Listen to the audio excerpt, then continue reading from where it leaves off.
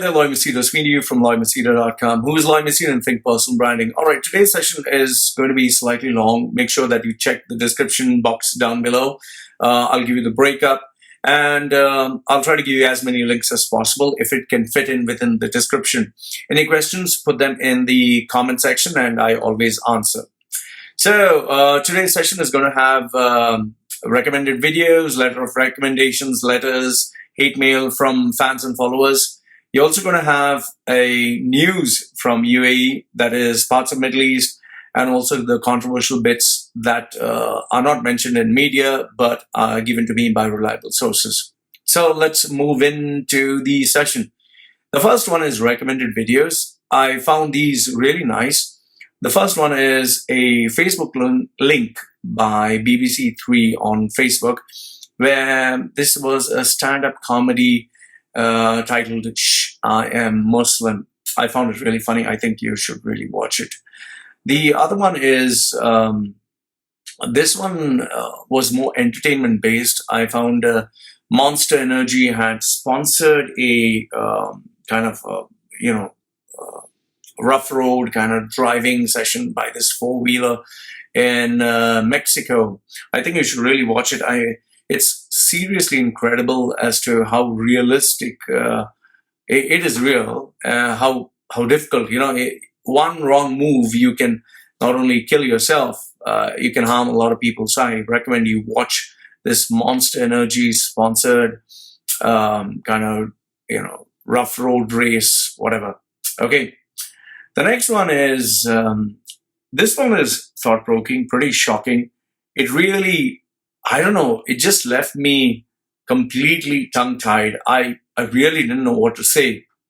The title is Gender Neutral Families being raised by this, I don't know, is this a female who became a male or male who became, I think it's a female who now considers herself a male. She's raising her children gender neutral. Like, she is not telling her children that they are boy or girl, and she's not allowing anyone to call them a he or she. The title that you refer to her children is not he, not she. You have to call them they by, or they. It just, it's like you have these new age thinkers, you have these people with personality disorders, you have these people with emotional disorders. They're mentally sick, and some of them want to look or want to sound or want to feel that they are new age, that they are spiritually high, that they are very mature in society. So this lady is raising her children not as a boy, not as a girl, but allowing her children to decide, you want to be a boy or girl, you decide. Even if you're born with a boy's anatomy or a girl's anatomy, you can change it by just thinking about it. So you can behave the way you like. And yes, family members have to call the children they. So I want you to watch the video. The link will be put down below. The title is Gender Neutral Family are raising their children as they by, like they don't call he or she. And also there is a Facebook group, fan page or something like that, where they keep sharing this information. And you should read some of the comments. The people are like, oh, this is so touching, this is so amazing, you're so enlightened, or some shit like that. So I'm not asking you to hate on them. I'm just making you aware that this is where, the generation is headed. So anyway, have a look at it. You decide for yourself. The next one is from Facebook. Let's Pop Talk. Things that female celebrities get away, which male celebrities cannot, or things that females can get away, but males cannot. For example, when a female can just grab a guy and kiss him on the cheek, or pinch their bottom, or crack sexist jokes. A male, if you do that to a female, like have sexual sexual jokes or sexual innuendos, or act sexy with a female, the internet gets outraged. People are like, oh, how could you do that? This is sexist. And they can end up getting sued. But when a girl does it to a guy, that's okay. It's cute. Like, example, you see grown-ass women, when they have a small boy, a woman can smooch a small baby, okay? Baby boy. A woman can smooch a small baby boy. But if you were to reverse the roles and have a grown man kiss lip to lip a small baby girl, that person is branded as a pedophile. So have a look at it. Give me your views. Let me know, what do you think? Do you think there are double standards? Is it okay? Like, I remember one of these videos that came out, social experiment, where the female was hitting a male. And in some cases they had, these are actors and actresses, so they had a female in an abaya hitting a male Muslim man. Okay, maybe he was acting as a male Muslim man or looking like one. So people are looking and laughing. But when you reverse the roles of a male hitting a female, bystanders, they would just pounce on this guy and beat him. But when they had a female doing that to a male, people were sitting there and laughing. So let me know, what do you think? Have a look at this video. Another one is, this one was really amazing. It's from Facebook. Unilad, it's Unilad Sound. It's a 12-year-old girl does a freestyle. I found that really amazing, seriously amazing. What talent, what skill. I'm sure she must have practiced for hours and hours. Really, really, I mean, nothing but respect. And if she continues in this way, I think she is definitely going to be, a celebrity of sorts. We also have Liberal Privilege USA. It's a Facebook group where you have Trump's most savage moments. Whether you hate the guy, whether you love the guy, he really stands out from the rest. And personally, for me, I admire the guy. I think he's very intelligent, he's very smart, he's very aggressive. He knows what exactly he's doing. No matter what people may say, he knows what he's doing. So this video is Trump's most savage moments, where he really, really puts people in their place and gives them a response that they get either tongue-tied, shocked, or, it just boils their blood. So watch it, really good. It shows presence of mind and it shows how sharp he is. The next one is, this is a video by Edward Snowden. I'm pretty sure that you know, Edward Snowden was the whistleblower who exposed the United States of spying on its citizens. His full interview with France 24, really thought-provoking, makes you really think. People, they generally think that, okay, if I remove the privacy buttons or options, or I change the settings, Google, Facebook, Apple, iPhone, or the smartphone devices cannot spy on me. It's only the government that's spying on me, nobody else. Or if I use a VPN, nobody can track my, my behavior or what I do online or my digital footprint. Edward Snowden, in this interview, debunks all these theories that you cannot be followed by the government or by Facebook or by Apple just because they say, no, we are not going to follow you. Everyone follows everyone and everyone spies. Today, it's impossible to remain invisible unless, of course, you don't stay online. If you don't have a smartphone, you have a normal, ordinary phone. You don't have Facebook, don't have Google, Gmail, nothing, fine. Nobody can track you. But if you have any of these, whether it's Facebook, Gmail, emails, anything that is for free online, you will be tracked. So Edward Snowden's interview, must watch. I highly recommend. This one was shared on news. It's this gentleman, Sean Stephenson. Okay, Sean Stephenson, he had this debilitating disease, which is called, he was born with osteogenesis imperfecta. It's a disease whereby your bones are so brittle, you can pick up something heavy or you can just hold something tight and your bones will break. So he was born with extremely fragile bones where even a tight hug could break his bones. So he stood at 3 feet tall. He used a wheelchair, but really an inspirational guy. He just died on August 20th, 2019. I put it on my Instagram and Facebook handles. He was born in 1979, nearly as old as me.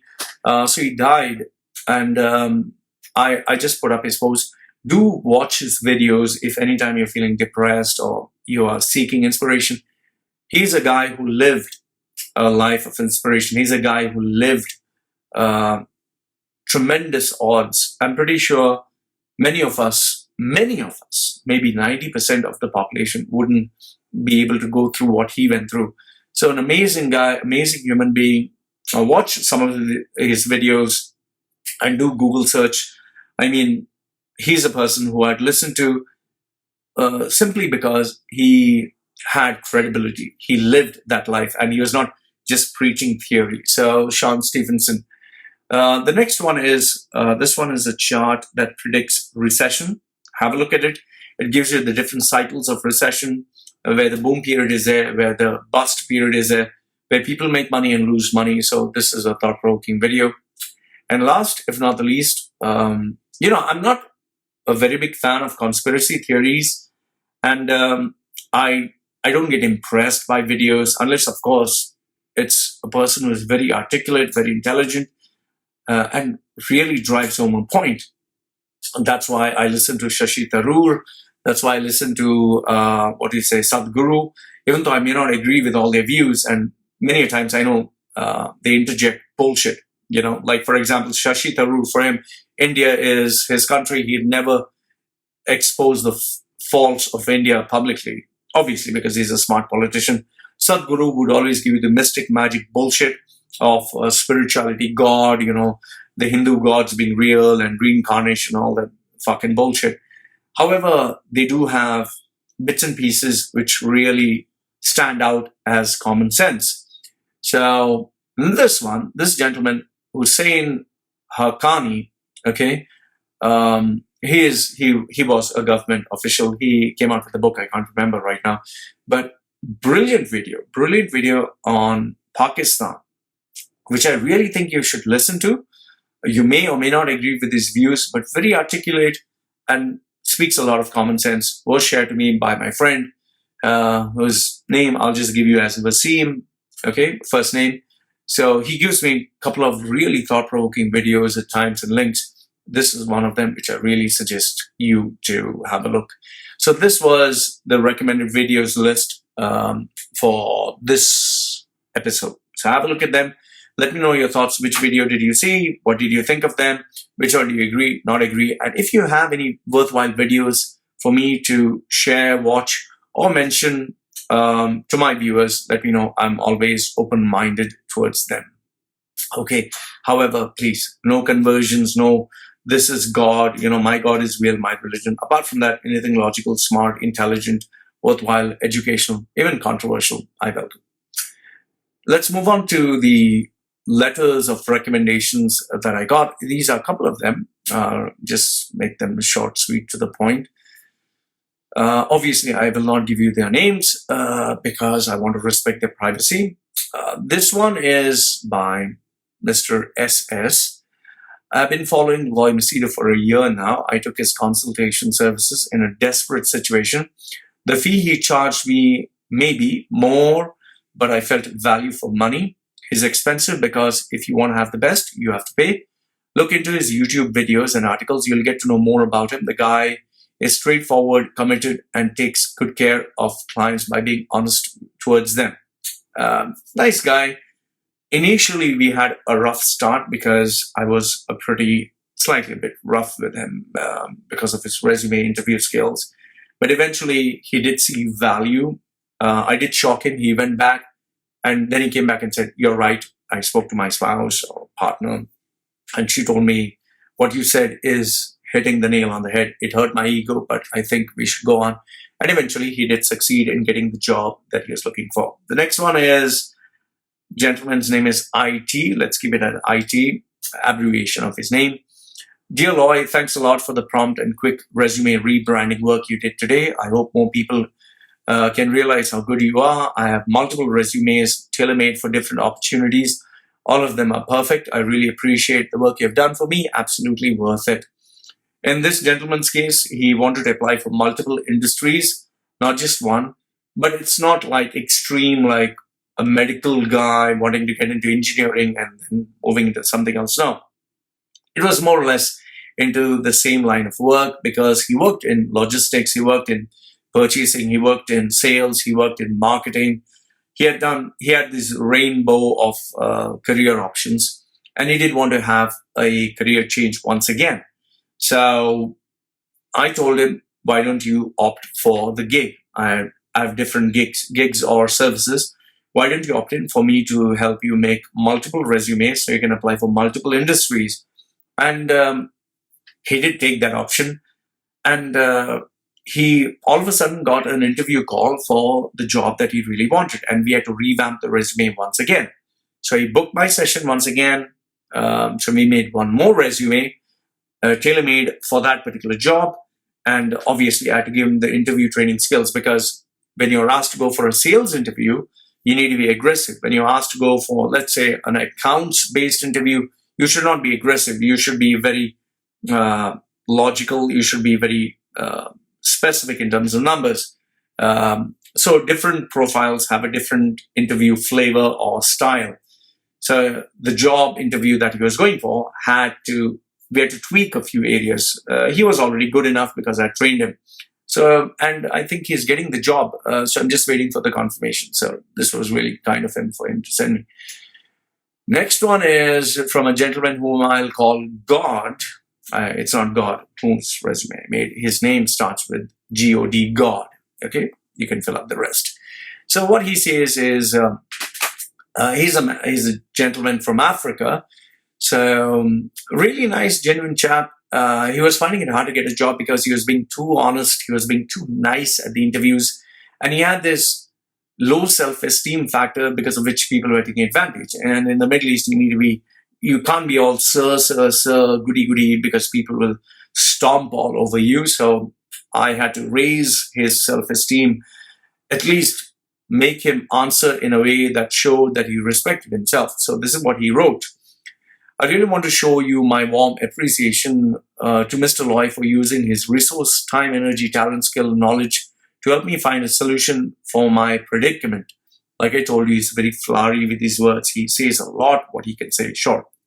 So I've been actively looking for a job for the past 9 months. Humanly possible, I tried all but no avail. I edited my CV in different ways. I applied on well-known job-seeking sites, applied to company websites, all in pursuit of a job, but no positive response.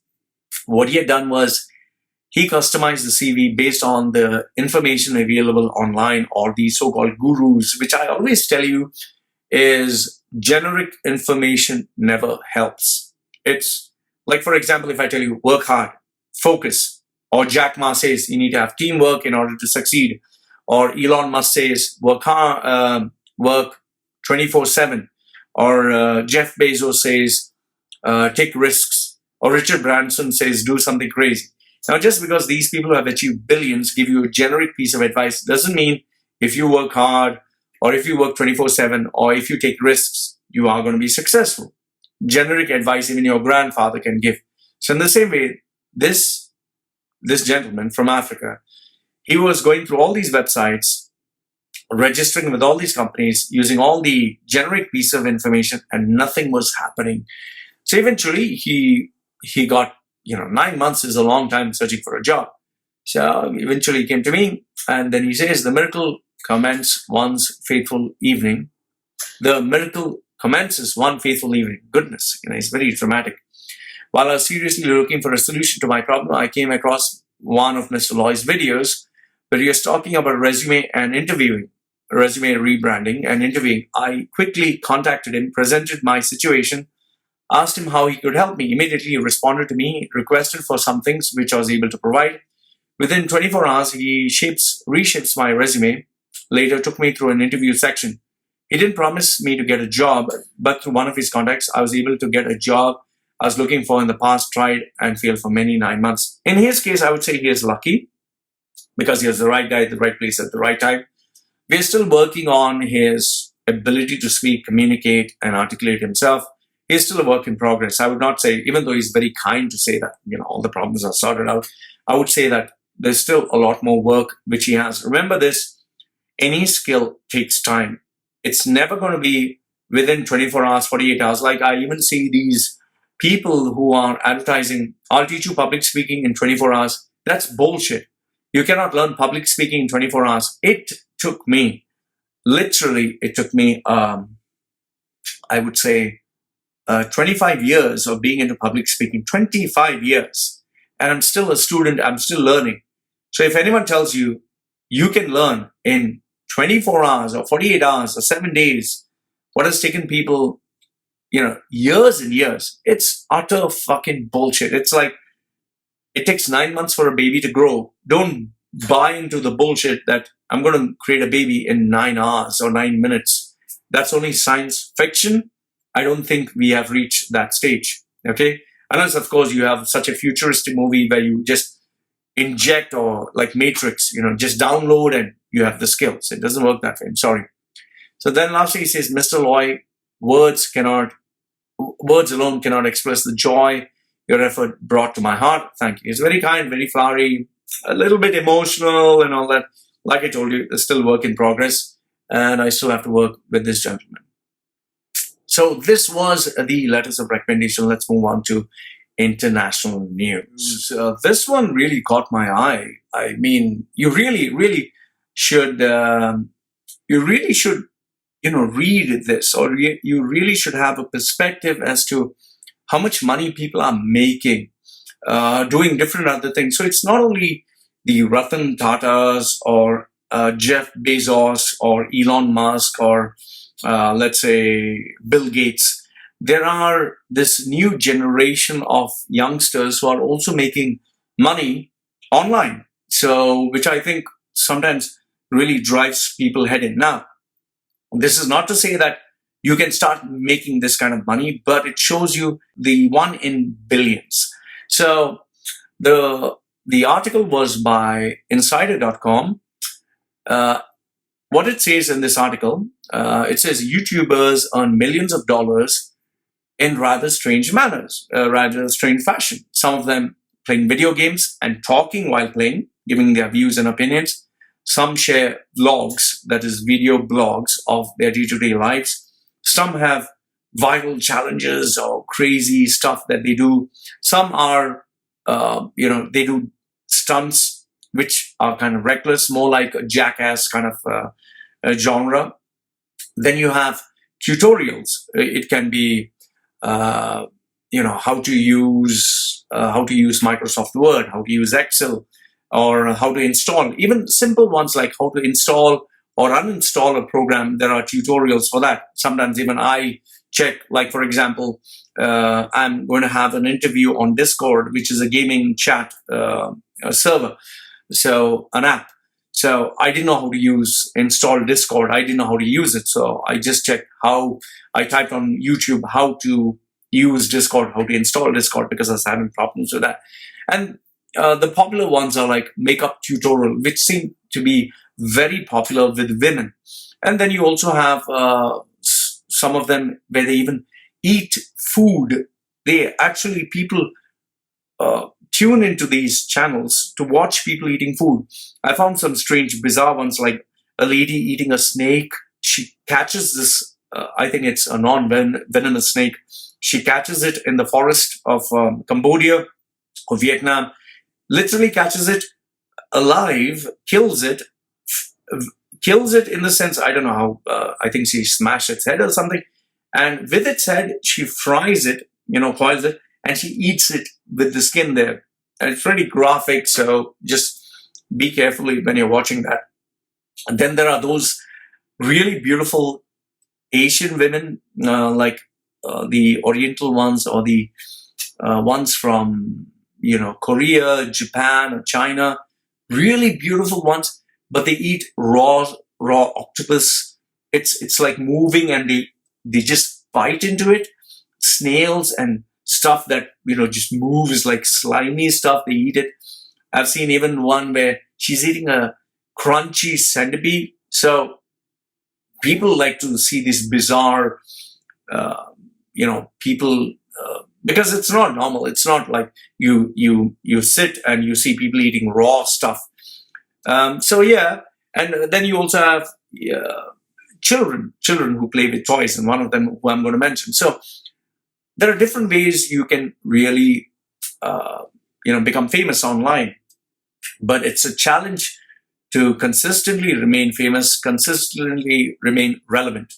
So these are some of the YouTubers who have not only jumped into the limelight, but they've also remained over the period of time. There are a couple of YouTubers who did become famous and then they vanished, but these YouTubers are still relevant today, at least when you're watching the video, today being September 18th, 2019, they are still relevant. So who are they? The first one is Jack Septic Eye. Jack Septic Eye. Jack Septic Eye, aka Sean McLaughlin. Hope I got his name right. So he's a video game commentator. His 2018 earnings were $16 million US. So he plays games and he talks and he makes $16 million US. That is what he made in 2018. Or that comes down to, he earns $1,075 per minute. That means per minute of his video, he makes $1,000. Then you have Markiplier, or aka Mark Fishback. I hope I got his name right. So he's also a video game. He gives a video game commentary and sketch comedy. His 2018 earnings were $17.5 million, or he earns around roughly $1,393 per minute of YouTube video. So $1,400. So Dan TDM, aka Dan Middleton, he's video game also expert on that. He speaks predominantly on Minecraft. He also gives daily game reviews and gameplay videos. He has been earning $1,487 per minute on YouTube. His 2018 earnings were $18.5 million.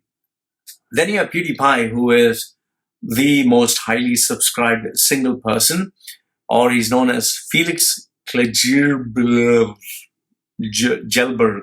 Okay, really, Felix Gelberg. Okay, don't know if his name is pronounced right. Okay, PewDiePie. PewDiePie is what he's known as. And pretty interesting how his name came to be known as PewDiePie. He liked having the name where, Star Wars, when they attack and fight, it's pew, pew, pew, pew, pew, pew, pew. So that's how the pew came. And die is, obviously, when you attack pew, pew, pew, pew, you die. So it's PewDiePie. Okay. So he is famous for his gaming commentary and also his comments on internet memes and viral videos. And I'm, like I said, I'm not a very big fan of video game commentary. Some of them like it, I guess. So he makes $3,319 per minute on YouTube. So that's quite a lot. 2018 earnings were $15.5 million. So he's not the highest earning, by the way. So though he earns around $3,319 per minute. So imagine 1 minute is $3,300. Then you have, this one was shocking to me, really shocking. His Ryan Toys Review, aka Ryan Kaji. So he's an 8-year-old boy who puts skits with his families. He shows off his collection of toys, unboxing and plays with the toys. This 8-year-old boy earns $5,200 per minute on his YouTube channel. Wow. That's like, wow. Woo. $5,000 per minute just to unpack a toy. Now that's shitloads of money. His 2018 earnings were a staggering $22 million. Now, hold up. This was just an 8-year-old earning money just opening toys. You have people who are earning more. You have Vanos Gaming, aka Even Fong, who's a comedy gamer, and he also gives his commentary. This person earned $6,538 dollars per minute.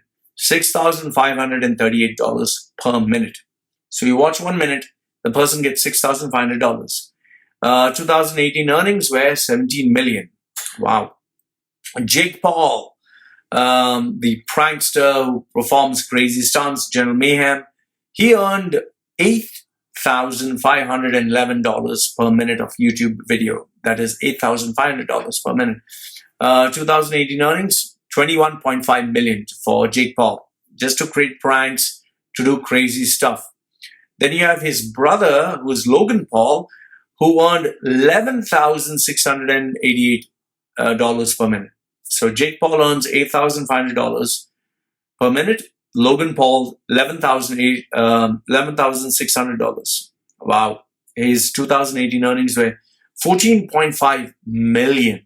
So he earns money only to cause trouble, to do crazy, shitty stuff. And yes, he was involved in the controversy of filming a person who killed herself or hung from a tree in Japan. So I guess this is his way of being famous. Then you have Jeffree Star, aka Jeffree Stinginger or something, beauty mogul and makeup artist who does makeup reviews and tutorials on YouTube.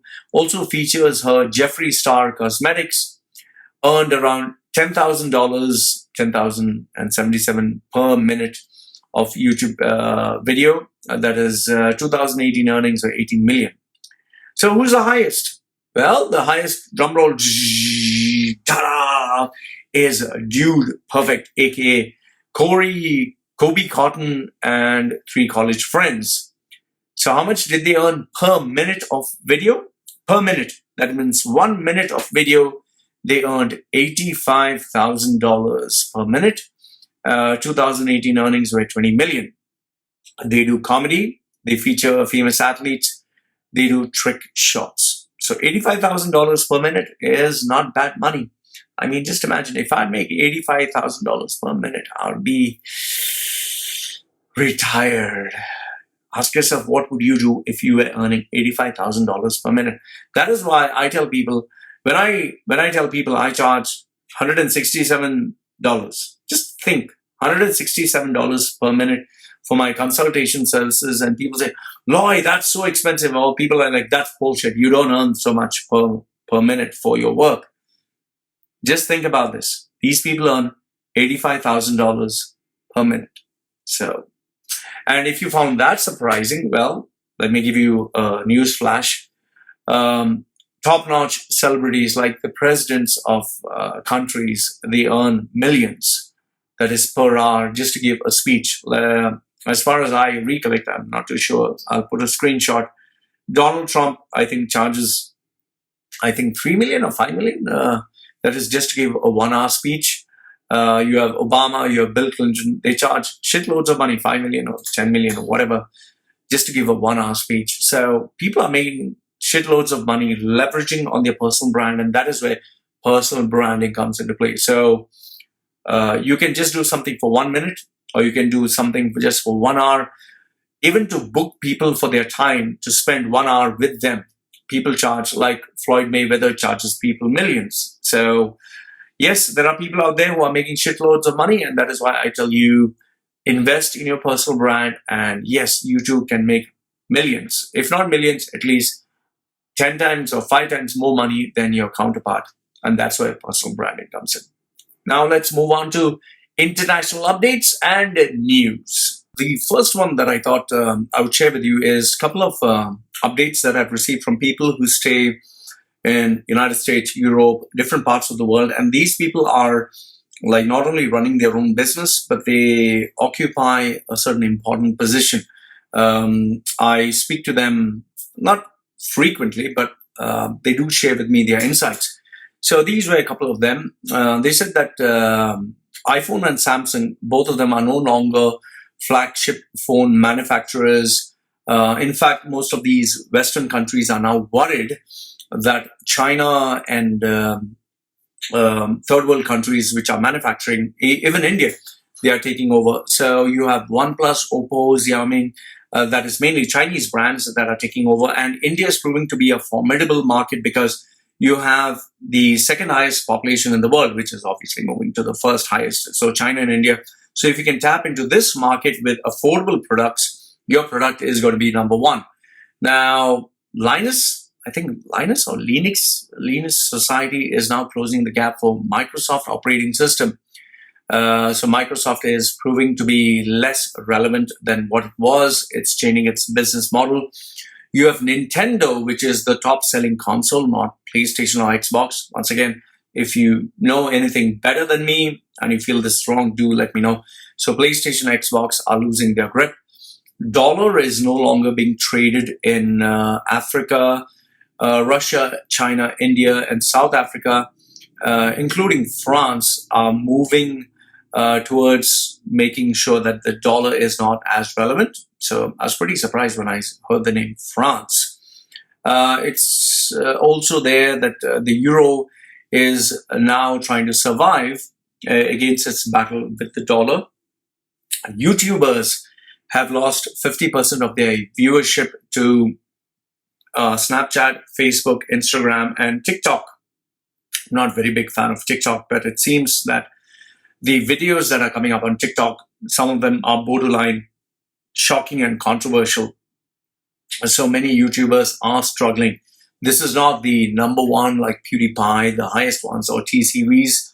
We are talking about normal YouTubers. They are struggling.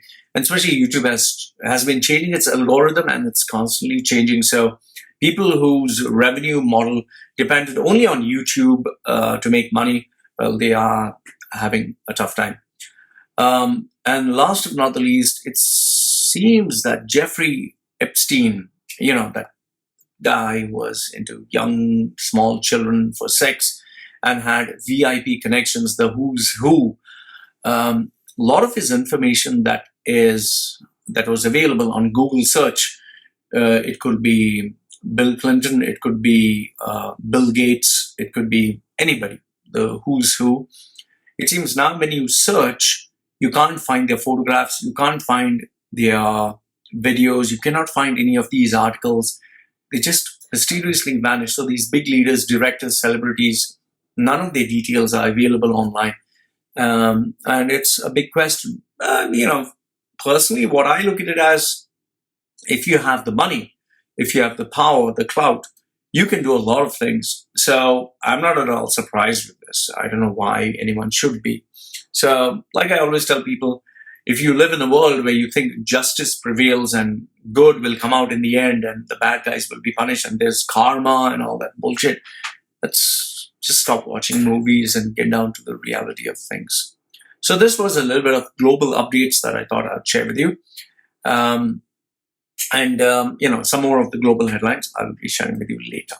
This one is UAE's controversial news, especially given the fact that ever since Sheikh Mohammed's life just got splashed all over the global headlines and people were very curious to know what's happening. And then obviously, first you had Princess Latifa run away, and then she was captured and brought back. Then you had Princess Haya who ran away, and now she is, I don't want to be with you, Sheikh Mohammed. So because they are more on the celebrity scale. Do you have this news, which is really, really, disturbing? Now, once again, I'll tell you, I'm just a reporter. I just read the news and I share it. And I always tell people there's no smoke without fire. So in this piece of news, which was shared to me not only by 3 people on WhatsApp, it was also shared on email. So it says that, Loy, is this true? So I leave it up to you, but I'll read it out to you. This is from weeklyblitz.net. This is not mentioned on CNN, BBC, Reuters. It's on weeklyblitz.net. Okay. So what they say is Princess Latifa was secretly buried near Zabil Palace. Now, Zabil Palace, for those of you who know or do not know, is one of the most secured places where Sheikh Mohammed lives or stays. Now, you cannot just go there, you cannot take a video, you cannot have a drone, nothing. It's so secure. So, as per these reports, Sheikha Shamsa Al Maktoum, that is one of the daughters of Sheikh Mohammed bin Rashid Al Maktoum, it is alleged that she died on January 2019.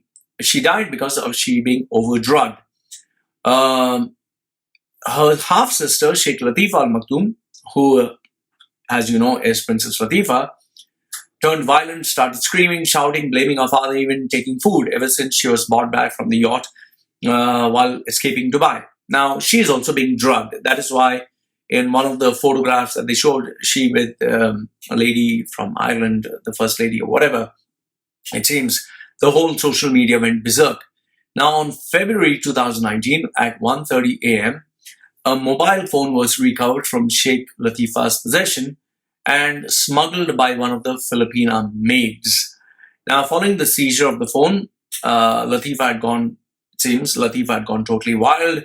She started hitting, slapping, punching, kicking whoever was trying to approach her. So she was refusing food, she was refusing water, she was refusing medicine. So because there was so much of scuffle, a few of the maids, it seems, grabbed her, at least 5 of them, laid her on the floor, and someone, not clear who, beat her mercilessly for an hour until she went unconscious. Upon getting conscious, the doctor was summoned. When they checked for the pulse, it seems Sheikh Latifa Al Maktoum was pronounced dead. Now, Sheikh Mohammed, as per this article, Sheikh Mohammed, he gave instructions for the body to be kept in a room heavily guarded and instructed everyone to make sure that this news was kept secret. At around 11 p.m., the body of Sheikh Latifa was transported to Zabil Palace, and after secretly holding rituals, she was buried in this corner of the palace grounds. So this picture shows a red circle, and it seems this is where she was buried. And no one is allowed to approach this area. So after secretly searching for the grave, a correspondent got hold of this picture, and they verified it with the people whom gave this information.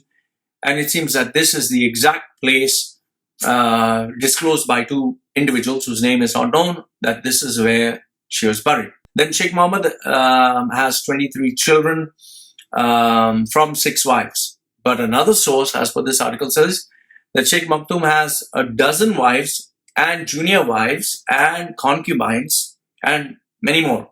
And a junior wife is below the wife, and she doesn't enjoy the full status of being a wife, but she's more there as a pleasure woman.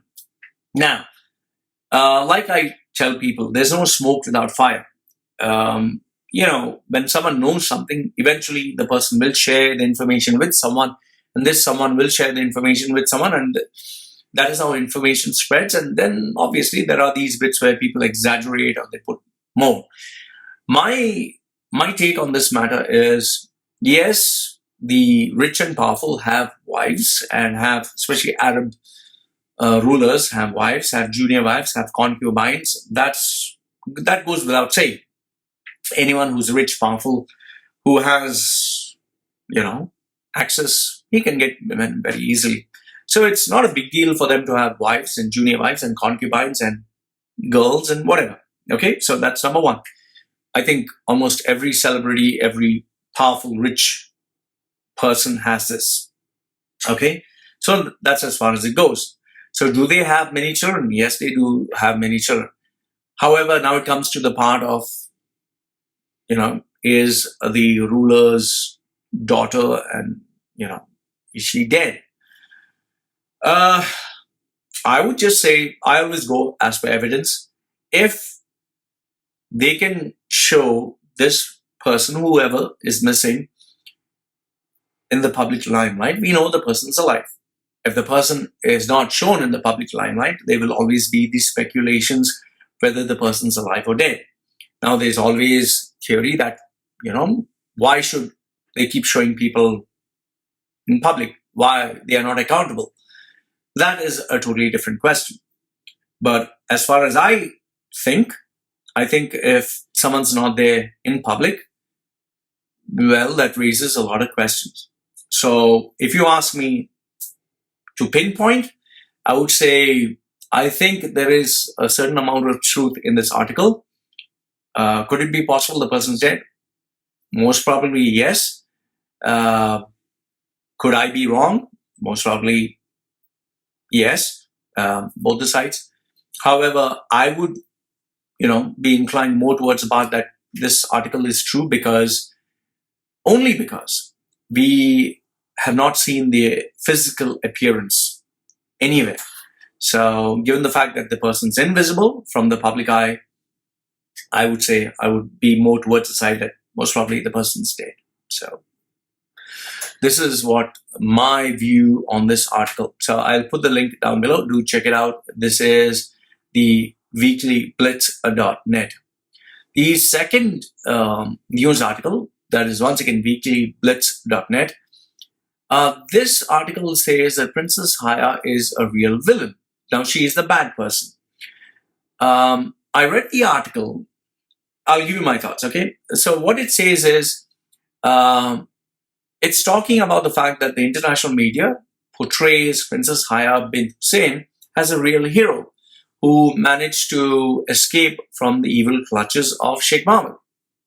So that's what the world likes to believe, that she is this inspirational, strong woman who escaped atrocities. However, as for this article, it says that she is known for her rowdy lifestyle, spending money like crazy, living luxurious. She has mastered the art of deception. She has mastered the art of making money. And during her younger days, her classmates called her a man-eater. What do you mean by man-eater? Someone who, if she wanted a man, she would make sure that she would get it. She would trap men in a romantic, charm. They would end up buying her expensive gifts. If she wanted to take any man to bed, she would be successful at that. She was also offering drugs to target some of the men, and her goal of ensuring whatever she wanted was given to her. However, not however, and that is how she managed to trap Sheikh Mohammed towards making him fall in love with her, and she enjoyed the lifestyle as long as she could.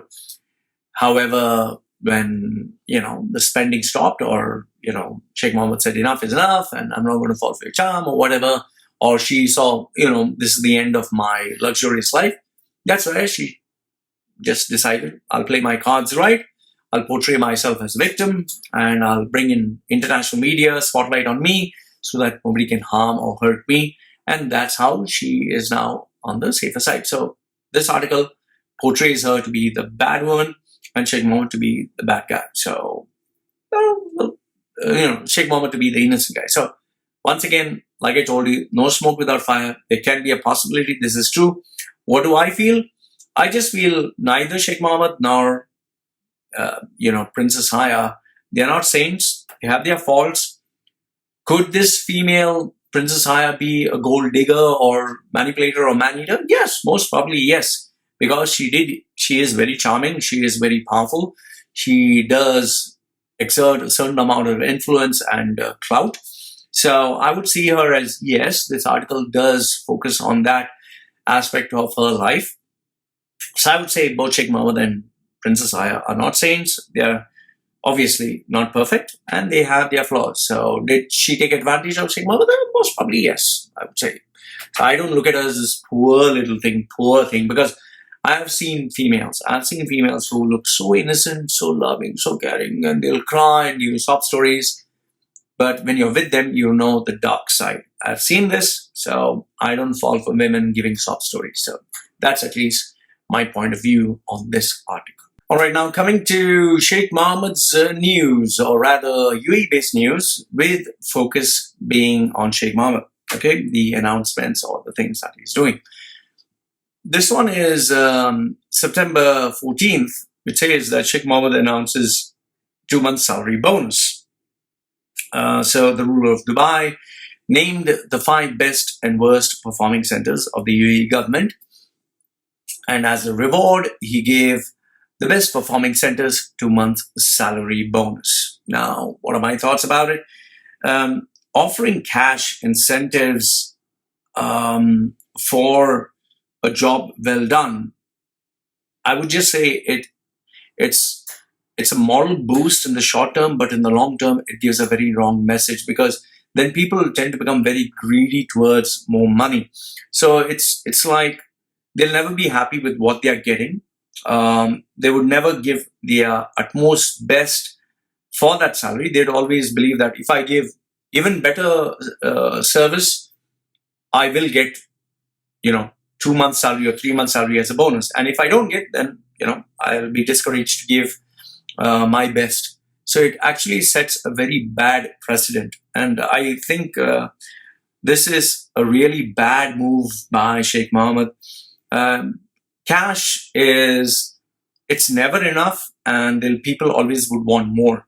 So I think this is a mistake done on his part. He is just trying to show, I'm very generous and keeping these people happy. But all you're doing is increasing your costs. You're sending the wrong message, and you're telling people, I'll pay you more money if you do your job. Their job is to be the best. Their job is to do their best. So if you're going to keep incentivizing them with more money every time they do their job, they're never going to be happy with what they have. So this is my take. You can tell me if I'm wrong or right. The next one, related to Sheikh Mohammed's announcement. This one is Sheikh Hamdan, that is Sheikh Mohammed's son. Okay. And what he does is he suddenly makes this announcement on social media, kind of following like Sheikh Mohammed's, style of doing things, or you could say a little bit of Donald Trump.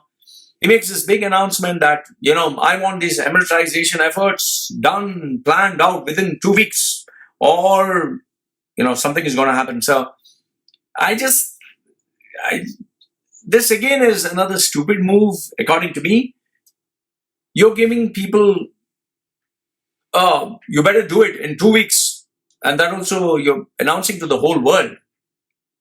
Why are you announcing to the whole world? Obviously, you want to be noticed. You want to be seen. That's why we put whatever announcements or posts we have on social media, is because we want the whole world to know. Like when I put my daughter's photograph, I want the whole world to know. I feel very happy. Oh, see my daughter. And everyone says, oh, so cute and so nice. And yes, because if I wanted it to be private, I wouldn't put it on social media. I'd just put it in an album and put it in my cupboard, so keep it private.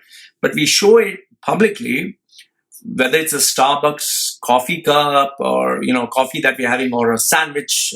We take a photograph and chiki, and, we make it look attractive and brighten the colors and sharpen the image and add shadings and whatever and make it look amazing and say, oh, I'm enjoying the good life. And, why are we doing this? Because we want people's attention. So we want, hey, look at me, hey, I'm here. Why do you think I put the tattoos on my face? Because I was like, look at me, I am special, I'm different. So that's no secret. So even Sheikh Hamdan is like, but you're looking at my father, look at me, me, you. I am here. Hello. I am also. That's what I feel. Because if he really had to, be effective, I think a one-to-one communication. I mean, just imagine if the ruler comes up straight up to your face, he's your boss, and forget the ruler. If your boss tells you better do the job or else, you'll lose it. I think that's enough for people to really push themselves. So the reason he's being out there is just because he wants to be known. I think this is a PR campaign by the father, just to make sure that the son is also noticed a little bit more and accepted as a leader who's taking action, because everyone knows the bottom line is the father is the one who runs the country. The father is the one who's the one-stop shop. Everyone else below him is just puppets. So he's the main leader. So maybe this is his way of showing, my son is taking over. I would be convinced that Sheikh Hamdan is really the leader in the front when the father steps down and says, my son is taking over, I'm at the background. So even if his father acts as an advisor or does whatever the father says, which is in most of the cases, but it would be good that the father takes a backseat, son comes forward. But knowing Sheikh Mohammed is always going to be in the front, and it's going to be there until he can literally no longer work or stand. So that's my take. You can tell me if I'm wrong. Next one is, this is another announcement by Sheikh Mohammed, which I found is very, I'm not convinced. I'll tell you what it is. He says, government officials belong in the field with the UAE people, says Sheikh Mohammed, as per Arabian business. Now, I know that Sheikh Mohammed is trying to be a leader, trying to say that, you need to be out there, hands-on approach, not sit in an AC, air-conditioned office and enjoy life. Now, this is my take. Sheikh Zayed, who is the founding father of UAE, Sheikh Rashid, who was also the founding father of one of the founding fathers of UAE and Dubai, especially Dubai, they were hands-on. They used to literally be out in the sun, in the sand. They literally, with their sweat, blood, and tears, built the nation, the foundation. Sheikh Mohammed also, well, you could say that he's also hands-on, very futuristic. However, the rest of the generation is all air-conditioned, luxury, enjoy life. This is what happens with every business, every generation. The parents maybe struggle with their hands and as farmers and suffering, but their children enjoy a better life. So in the same way, the previous generation, they were actually desert nomads. They were actually living in the desert. They were sleeping in the sun. They were living in the tents. They were going through the tough, difficult phases of life. However, after money started coming in, the boom phase, and they made a lot of money, and so Lamborghinis and, like they say, camel to Cadillac. Okay, so they were enjoying expensive cars, expensive houses, luxury, servants, easy life. So I don't think any government official who enjoys a nice air-conditioned room, who enjoys luxury, a comfortable chair, four-wheel drive, the latest, just visualize the guy who drives a Porsche four-wheel drive or a guy who sits in a Rolls Royce. Is he going to be in the sun with the laborers and the people? No, they're not going to be. I'm sorry. It's just too far-fetched. They'll only do this when they know the ruler is coming. Oh, just to show, I'm working hard. Oh, I'm working hard. They'll just do that. But when the ruler goes, they give a fuck. They go back to their same shit. Case in point, one of my friends, he works for the engineering office, which is Sheikh Mohammed's, company. It's engineering office. The name says it all. So the Asians were working there. There were many Asians before. They would be out in the sun. They would be working 7 days a week. Above them were the Arabic bosses, Egyptian, Palestinian, Syrian, and all that. And they would be the managers. So they would make sure that these Asians would work like dogs in the sun, sweat, work in a 50-degree heat and die. While these managers, they would enjoy sitting in the office, barking on the orders. However, when their bosses, that is the next level, locals are at the top. When they would be there, these guys would obviously say, Faddal Sheikh, Faddal, you're great, Allah, everything. They would Allah, whatever, make them feel great. So, when they would come, obviously they would show, oh, I'm working with these people, I'm working very hard. And when they would come to visit the office, they would stay late until, just to show that I'm working hard. Okay, so that's certain. So when there was a particular project, Asians used to work like dogs. Egyptian, Syrians, and all these Arab guys, they would, enjoy because they know Arabic. They are Arab Muslims, whatever.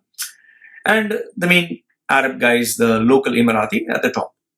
So when the project had to be handed over to the Sheikh, let's say the Sheikh is coming with his VIPs, the third level, that is the working class, they would actually make everything prim, proper, and ready. That time these Arab bosses would come there, Egyptian, Syrians, Iraqi, Iranis, whatever. They would come and say, okay, yalla, job is done. Okay, yalla, bara. All of you go home. Take off, no problem. And they would stand there with suit and tie, or they would wear their hard hat to show, oh, I'm working hard. And obviously, yes, the Emiratis would come there. So the Sheikh would be here, Emirati team. At this side, maybe you'll not see them, it would be the Arab nationals, the bosses. The Indians and everyone, they would be at home. So this is how it has always been. And it's no secret. You don't have to believe a word I say. Just ask anyone who works in the UAE. He'll tell you this is true. Maybe now the grip that these are Lebanese, Syrian, Egyptian, whatever, the grip that they had is gone.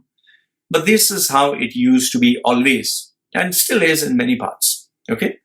So by Sheikh Mohammed saying, oh, you need to be in the field and all this is all bullshit. They'll only be there when Sheikh Mohammed comes. When he gives a surprise visit, he will always see offices empty. And I can challenge you on this. The reason why Sheikh Mohammed doesn't give surprise visits every single time is because if he were to do that, he'd end up terminating all the people from all the offices and you'd not find anybody left to employ. So that's why, like my old mentor used to say, sometimes when you're the decision maker or the CEO or the boss, sometimes it's just best to close your eyes, act as if you didn't see, just walk off. So they'll think, oh, he missed. Because if you show that you did see and you don't take action, then they'll question whether this leader has the balls. So when you didn't see, they'll be like, oh, you never saw. Lucky me, I was smart. So that's what it is. You can tell me if I'm wrong. And I think this one is last but not least. This is Sheikh Mohammed giving a warning to social media users, which I did speak about in the previous video, but here I'll give you the 6 points that he speaks about. Okay, so what Sheikh Mohammed said about social media users. Number one is officials should be at the field, not in conferences, which was I just spoke about. That's all bullshit. People will only be in the offices. Only when Sheikh Mohammed is going to visit, they'll show, oh, I'm working hard. But when it's not there, he'll be like, hey, my assistant, you work hard. Okay. The second thing is, he says, don't tarnish UAE's image on social media. Now, I know why he's trying to say that, because obviously they don't want to stir the pot and encourage others or give them others the courage to talk negative of the country, because if it does, then it's only going to escalate and it's only going to become worse, and that might give rise to the Arab uprising, which all the Middle East countries are afraid of. Okay, whichever country an Arab uprising has taken place, that country has ended up being destroyed. It is Egypt, you could say Syria, you could say Iraq, wherever there's been an Arab uprising or United States has intervened or they've brought in democracy, it's just destroyed the country. Okay. So they just want to ensure damage control. Now, what I personally look at it as acting or putting on an act that everything is perfect is foolish. There's no country that's perfect. Every country has flaws. Every human being has flaws. So just trying to portray a very beautiful picture online will actually bring in more curiosity, will bring in more curious eyes. And that is why UAE has been in the spotlight, because people are just, they're like tired of this perfect image of the erection that is Burj Khalifa, that building, and right in the middle of Dubai, and the perfect shopping malls and the perfect life. There are a lot of voices that have been silenced and they're waiting to explode and come out, and that's what it is. So he might say, don't tarnish the image of UAE. There's nothing to tarnish. You're just hiding the reality from coming out, and you can't hide it anymore. In the day of internet, in the day of social media, in the day and age that is today, it's impossible to keep this facade anymore. Okay. Next one, he says Emiratisation is the top priority of UAE. The reason why they're saying this is because now there are a lot of Arab locals, Emiratis, who are without jobs, and they are angry. They're really pissed off. Now, it's a double-edged sword, because on one hand, the UAE government has pampered the UAE citizens by giving them 5 times the salary or 10 times the salary, plus salary bonus, plus free housing, free electricity, free water, free education, free this, free that, free banking loans. So they have pampered them to the point where they had made life very easy. Today, the treasury is empty. They're no longer able to sustain this. So that is why there are no more vacancies in the government sector. And obviously the population is increasing, and there are people, they have to lay off jobs and all that. So now these guys are without jobs. So where do they get them jobs if there are no jobs in the public sector? Well, obviously private sector. But now private sector, they cannot match these salaries. They cannot match the packages. They cannot match all the benefits, the perks. And in the government sector, you can work 6 hours and go home and relax. In the private sector, you have to work like fucking dogs. And when you have expats who are paying their hard-earned money, they want people who have fear of losing their jobs, and they work like dogs. But you seriously think an expat can scare an Arab local? No, they can't. Because the citizens are protected to the point where they have ignorance and arrogance of the gods. So that is why an Arab local, when he's employed by, let's say, an expat, It's more like a fuck you. It's like, don't fuck around with me. Better give my salary on time. I'll not come on time. What the fuck you'll do? It's my country. I'll complain to labor, block your company, get it blacklisted. So people are afraid of employing Emiratis. They just don't want. It's a fucking liability to have them. However, you can't say this. So what do? You just maybe employ a guy who just stamps and comes there, and you just take it as, okay, we'll just look at this as a loss and just keep quiet. Just close our eyes. Think we are giving tax. So now, this is where Sheikh Mohammed, no matter which leader comes from, Sheikh Mohammed, Sheikh Zayed, or another 100 Sheikh Mohammeds, Emiratisation can never become a reality. Never ever become a reality. You can force a few companies, but they'll end up being bankrupt, or they'll end up bleeding losses, and the companies will shut down. You make Arab locals work. Make the market competitive. Make them work the same fucking salaries like everyone else. Fine. They don't work the same fucking salaries. They want 5 to 10 times more. They want to work maybe 10% of what people work. They don't want to go out in the sun. They want an easy life. They bully other people. And you expect private companies which are struggling to employ them. And then you also have the fact that, this is not your country. You don't get citizenship. There's no future. So people think, why should I invest hard-earned money here? I'll send it back home. So that's why all these factors put together, Emiratisation is never going to be a reality. So he can say it's UAE's top priority only because he wants to calm the citizens down from having a civil unrest, which is, I'm telling you, it's so possible because you see in all these countries what these citizens do. But here again, if the citizens were to cause the civil unrest, ultimately destroy the fucking country. Why? Because as long as there is this dictator or there is this iron hand that rules the country will be okay. Case in point, Saddam Hussein. When Saddam Hussein ruled Iraq, even if he was a dictator, there was law and order in that country. Things were moving okay. Yes, he was killing people who were fucking idiots, but the country was okay. Today, look at Iraq. A fucking disaster. Absolute fucking disaster. People are unemployed in scales. You have graduates who are just lying down, protesting outside government offices, sleeping in the sun because they're just protesting. They don't have fucking jobs. So as long as they have this dictator kind of format, it'll work.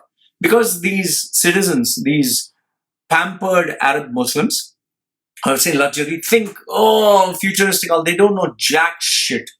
So I'm in support of what Sheikh Mohammed is doing. I'm in support of how the system runs. And I seriously think that these citizens are a liability. They need to, that is why I'll challenge you, open challenge. None of these locals, none, not a single fucking one of them would be employed globally. They will never get a fucking job. They will never get a salary. They will never be fucking employed. The only place they'll get a job is in UAE. That's Emiratis, or Saudi nationals will only be employed in Saudi.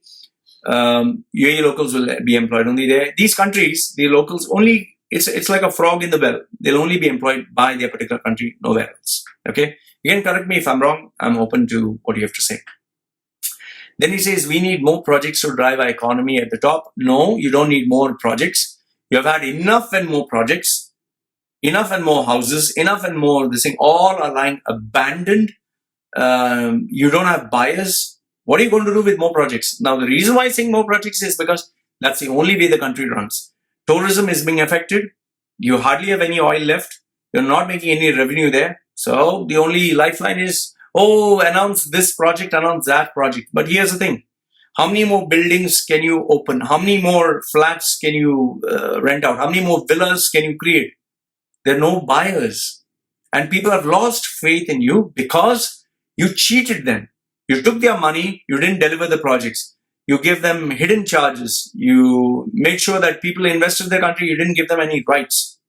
People had enough for the last 10 years. And they've realized that you can change, you will flip the switch whenever you want. So when times are good, you fuck everyone. When times are bad, you double fucked everyone, or 10 times fucked everyone. Sorry, people are not going to come again because these horror stories are going to remain. Earning money is not easy. Spending money is very easy. And it's not, every single day I get another new email. Bro, I've lost this money. Oh, I've been scammed. In fact, later on during my video, you'll hear about the scams. So many people have lost millions. It's hard-earned money. So the horror stories they will share with millions of other people, it'll spread like wildfire, and nobody's going to buy it. So even if you create more projects, nobody's going to buy them, and you already have existing projects that nobody's buying. You're going to drive the economy to the dust if you create any more projects. You better handle what you have. That's what I'd say. Number 5 is, he says, government departments should not ignore complaints from the public. The complaints from the public is, it's never ending. You're not able to handle it. But the reason why you say it is because you want to show that you care, which I understand totally. So, well, you'll not ignore the complaints of the public. At the same time, you'll not allow them to voice their complaints in the public forum on social media. If they have to complain, they have to do it privately. So that's once again, clashes. And last, if not the least, the future is bright. Obviously, you'll say the future is bright. I don't think any leader or any CEO is going to say, oh, the future is bleak. Oh, we are going to have mass unemployment and we're going to have a tough time ahead. Obviously, you'll say that. So these are my thoughts on Sheikh Mohammed's 6 major big announcements. Let me know what you think. Do you think I'm right? Do you think I'm wrong? I'm very open to what you have to say. Next, we'll move on to business news, starting with UAE. All right, next, this is with regards to the UAE market news that I wanted to share with you. This news is not actually mentioned in any of the media. This is from people who are actually down in, you could say, getting their hands dirty in the streets. Okay, these are people who have substantial businesses, and this is what they've told me. Right now, the IT market is, that is the hardware sales, are really, really struggling. In fact, one of my really close friends, he was pretty shocked and upset when he told me this. He said that one of his friends who has been in Dubai for 2 generations, that's nearly, you could say, nearly 50 years or 60 years, they had a father to son kind of business where he was doing software, hardware of computer parts, games, Xbox, PlayStation, PC games, so many things. He had export-import business to many parts of the Middle East and Africa region. It seems they have shut down because of huge losses. The laptop markets, it seems now, before they were operating at a 5% margin. That was around 5 years ago, 5 to 6 years ago, came down to, now it's nearly 1%. I was shocked when one of my friends said that he sold 3 containers of full computer and laptop parts almost at cost price. He said, just at cost price, I had to get rid of the old stock before I'd be drowning in debt. So he sold it at cost price. What he bought it for is what he sold it for. So the 3 containers, just visualize the amount of laptops that can fit into a shipping container. So he's got rid of that. I was surprised when I found this out. Companies are actually renegotiating salaries and putting a gun to their head and saying, either you take this salary, what we are offering, which is at 20% less or 40% less, or you can put in your papers because we don't have the funds to pay. So it's not that companies are trying to take advantage, but they can't survive. In fact, one of them who became my client, he told me, Loy, this is what my company has told me. He was earning around 15,000 dirhams. And now his company has told him, you'll just get commission of 10% of whatever you sell. That's about it. That's what we can offer, or you can resign. And obviously he has a wife. He has children going to school.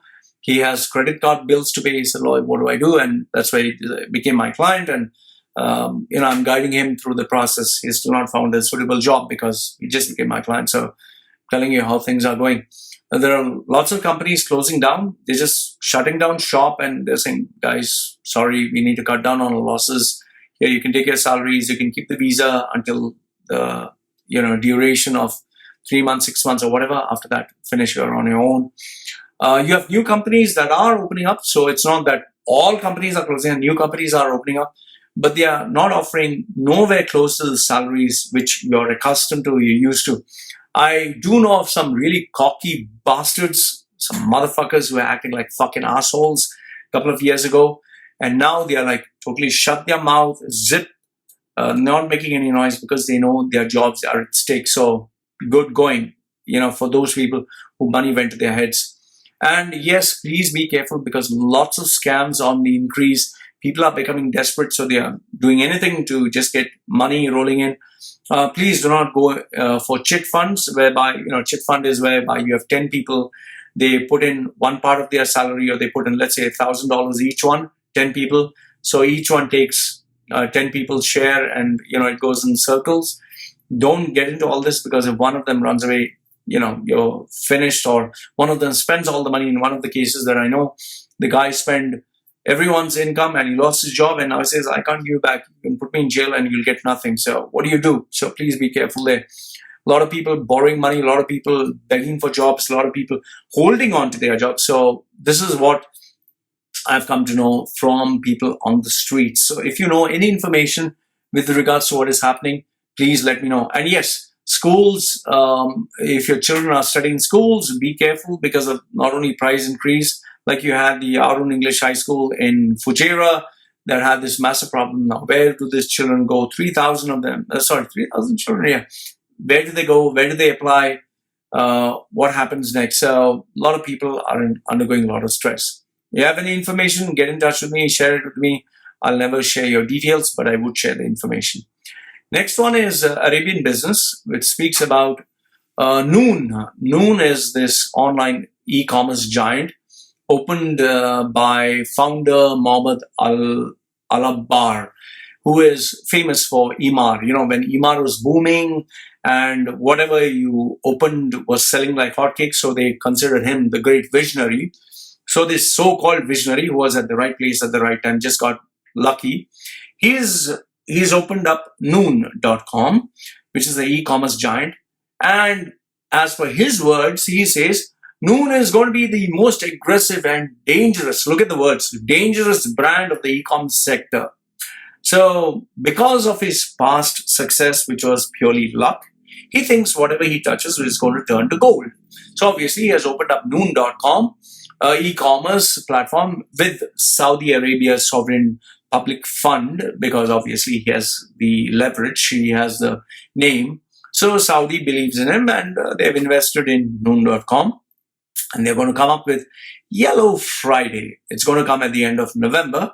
It's going to run for a week, whereby they are going to give amazing sales. I'll get to that. Okay, amazing sales with massive discounts, where people are going to go berserk. Now, what he says is, we are going to attract 25 million shoppers.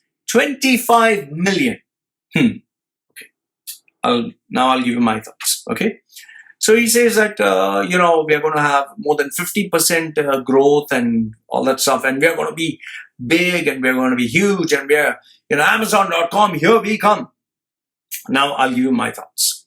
Number one, there is no independent body that can verify any of these numbers. You do not know whether they are bullshitting. Like, for example, I can tell you right now, I'm making $100,000 every month.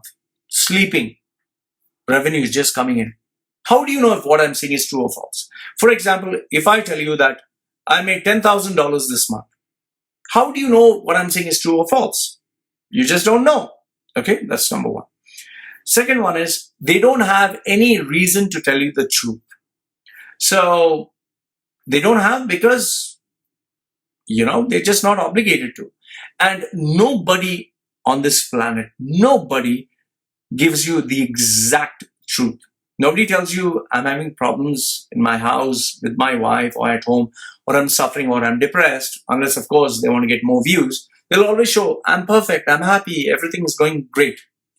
Number three, all the Middle East companies, because I'm focusing on Middle East, all Middle East companies hype up the numbers. So if they have 5 customers, they'll say, oh, we just had 25 customers, man. If they have 100,000 in the bank, oh, we have just 100 million in the bank. So if they say 25 million, I look at it as maybe 1 million max. So they'll hype it up to 25 million. Okay. Next one. Coming to the 80% off, 80%. Use your common sense. Just think for a minute. Okay, think. I want you to think for a minute. If an Apple phone, let's say an iPhone, is selling for $1,000, Do you know anybody who'd sell an original iPhone, brand new, a hot selling commodity, which is $1,000? Would they sell it for $100? Have you seen anybody sell an iPhone for $100 when they can sell the same iPhone for $1,000? What is the markup of the price? Maybe the markup would be $10 or $20 or $30. Maybe that, because it would sell anyhow. So when a product can sell for $1,000, why the hell should someone sell it for $100? So in the same way, would anyone sell a worthwhile, useful product which is selling for $1,000? Would they sell it for $100? No. So why should someone sell a worthwhile product for 80% off? Unless, of course, the product is pirated. The product is a duplicate. Like, for example, these are original Sony headphones. These are original. I paid top dollar, $400 for it, plus another $60 for shipping and tax. So it's $460. Now, can you think, why would anyone sell this for $200 with shipping for free? You don't have to believe a word I say. Just go to eBay.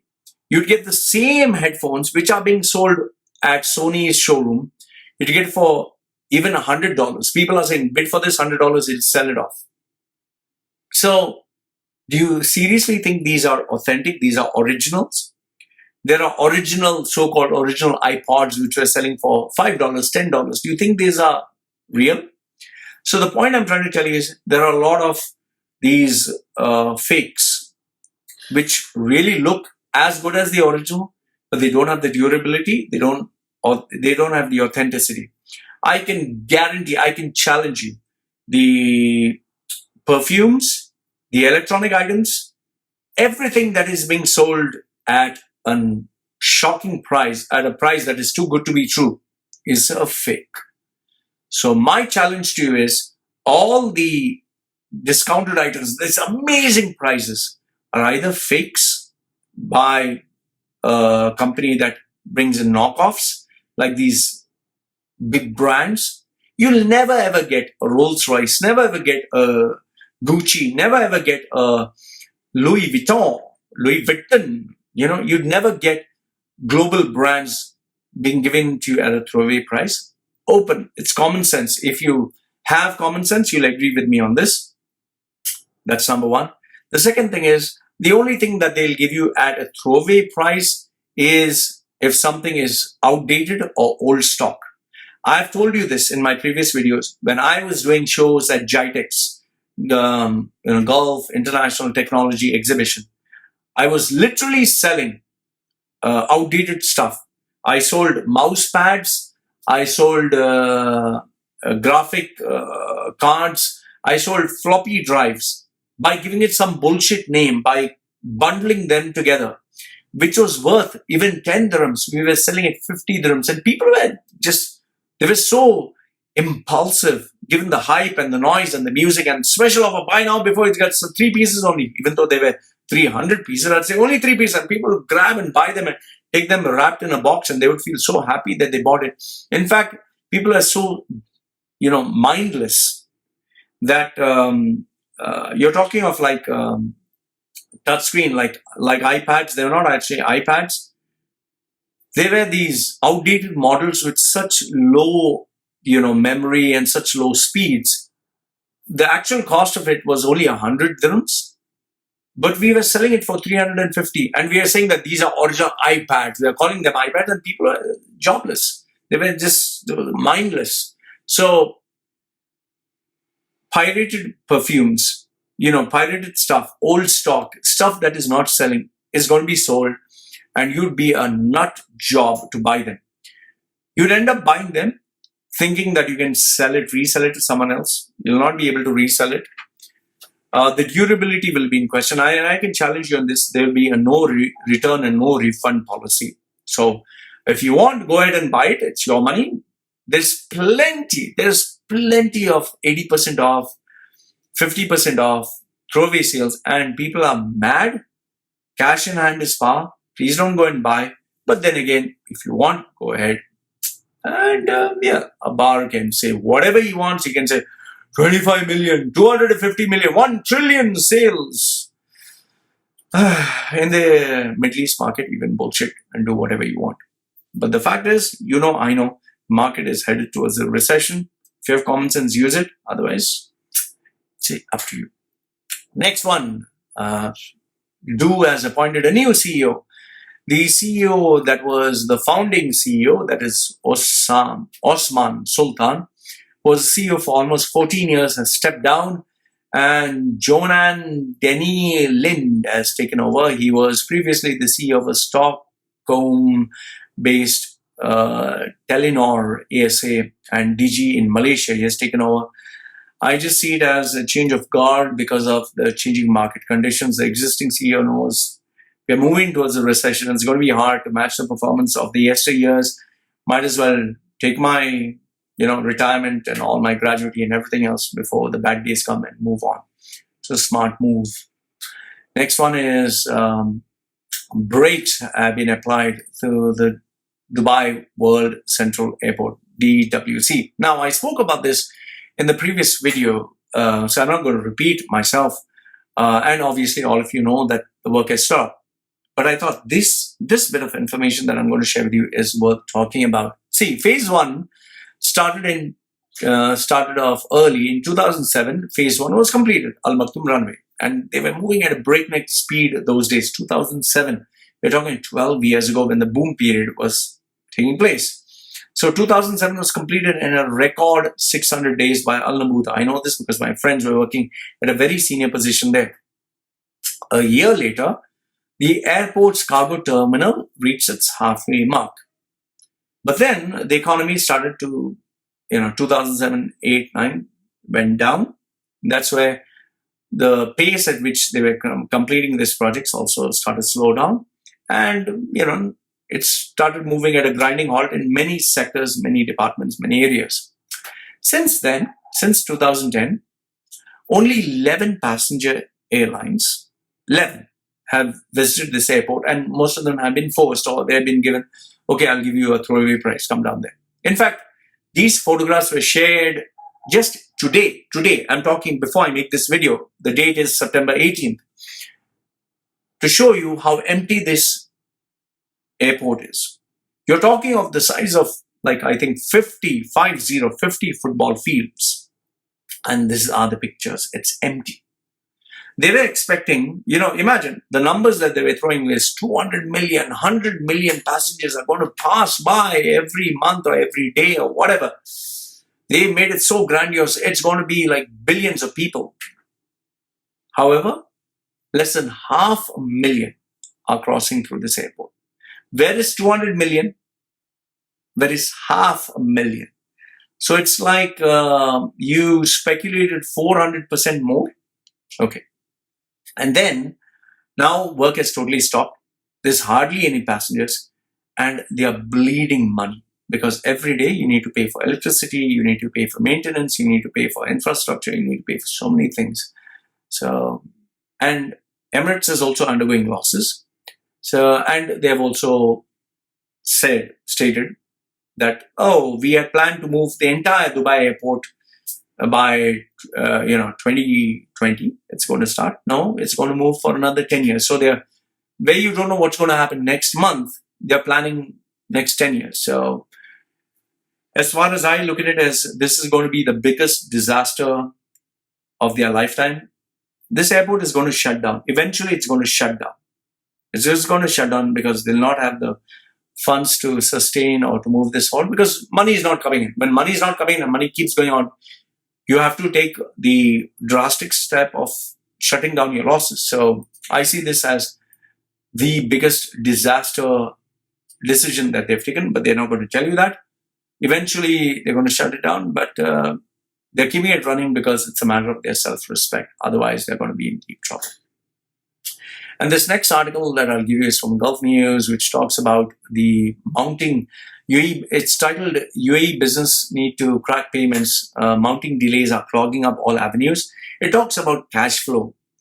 But if you read in between the lines, there are some words of wisdom that really will strike a chord. Now, what are they?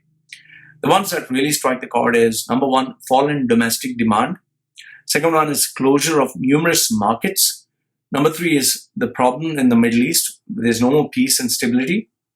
Number four is bank lending tailing off. Point number five is liquidity in the challenge faced by UAE businessmen. Next one is six is the changing business models because the market dynamics is changing. Seven is lack of cash with the government itself, okay, not just the business. Then point number eight is delayed payments, which is having a dominant effect from the government to everyone else. So the government doesn't pay Mr. A, then B will not get paid, C will not get paid. So it goes as a domino effect. Point number nine is businesses are less honorable in meeting their dealings, and they're like, if you want to take me to court, take me to court. And people know taking someone to court is a long drawn out process. You'll end up spending double the amount taking the person to court, and most probably you'll never get the money. So businesses are less honorable. They're leveraging the loopholes of the system. Point number 10 is tough times. It seems this is the worst that they've seen since the market crash that happened with the global housing meltdown. Point number 11 is extremely poor enforceability of contracts with the judicial system. The court system, they make all these rules and they announce all these big things, but you can't enforce them. Then point number 12 is seeking assistance at the courts and lawyers is an extremely expensive system, which can take for hours and years and years. So people don't want to go there. Point number 13 is the debts, which are mounting up to 300,000. Many companies have just written off these debts. Imagine 300,000 debts. You're nearly talking $80,000 US on a minimum. People are just writing them off. So when companies are having these losses, how do you transfer these losses? Well, you can't transfer it to the consumer. So you need to cut down costs by cutting down staff, cutting down all the perks and benefits.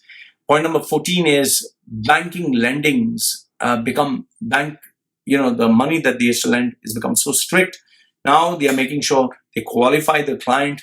And if they don't qualify the client, I'm sorry, if you're not qualified, you don't get the money. Previously, it was very easy. Oh, we have lots of money, just take it. But now when they are not getting the money back, they've made it very tough. And last, if not the least, is bankers or financial institutions which used to offer money or the umbrella and say, just take it for 2 years, make sure that money is paid back in installments. Now they're saying, sorry, man, we are sinking. Give back all our money because they wrote this on the fine print.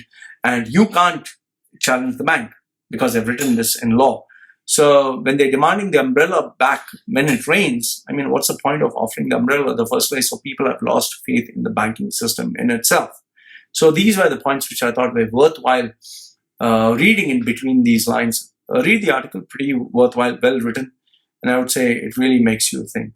All right, the next piece of news that really got my eye, which was seriously surprised. It's like a black swan event.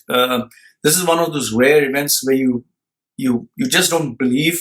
And I would say that this is not a normal happening. This is a once in a lifetime kind of thing. So that is why I just thought I'd share with you.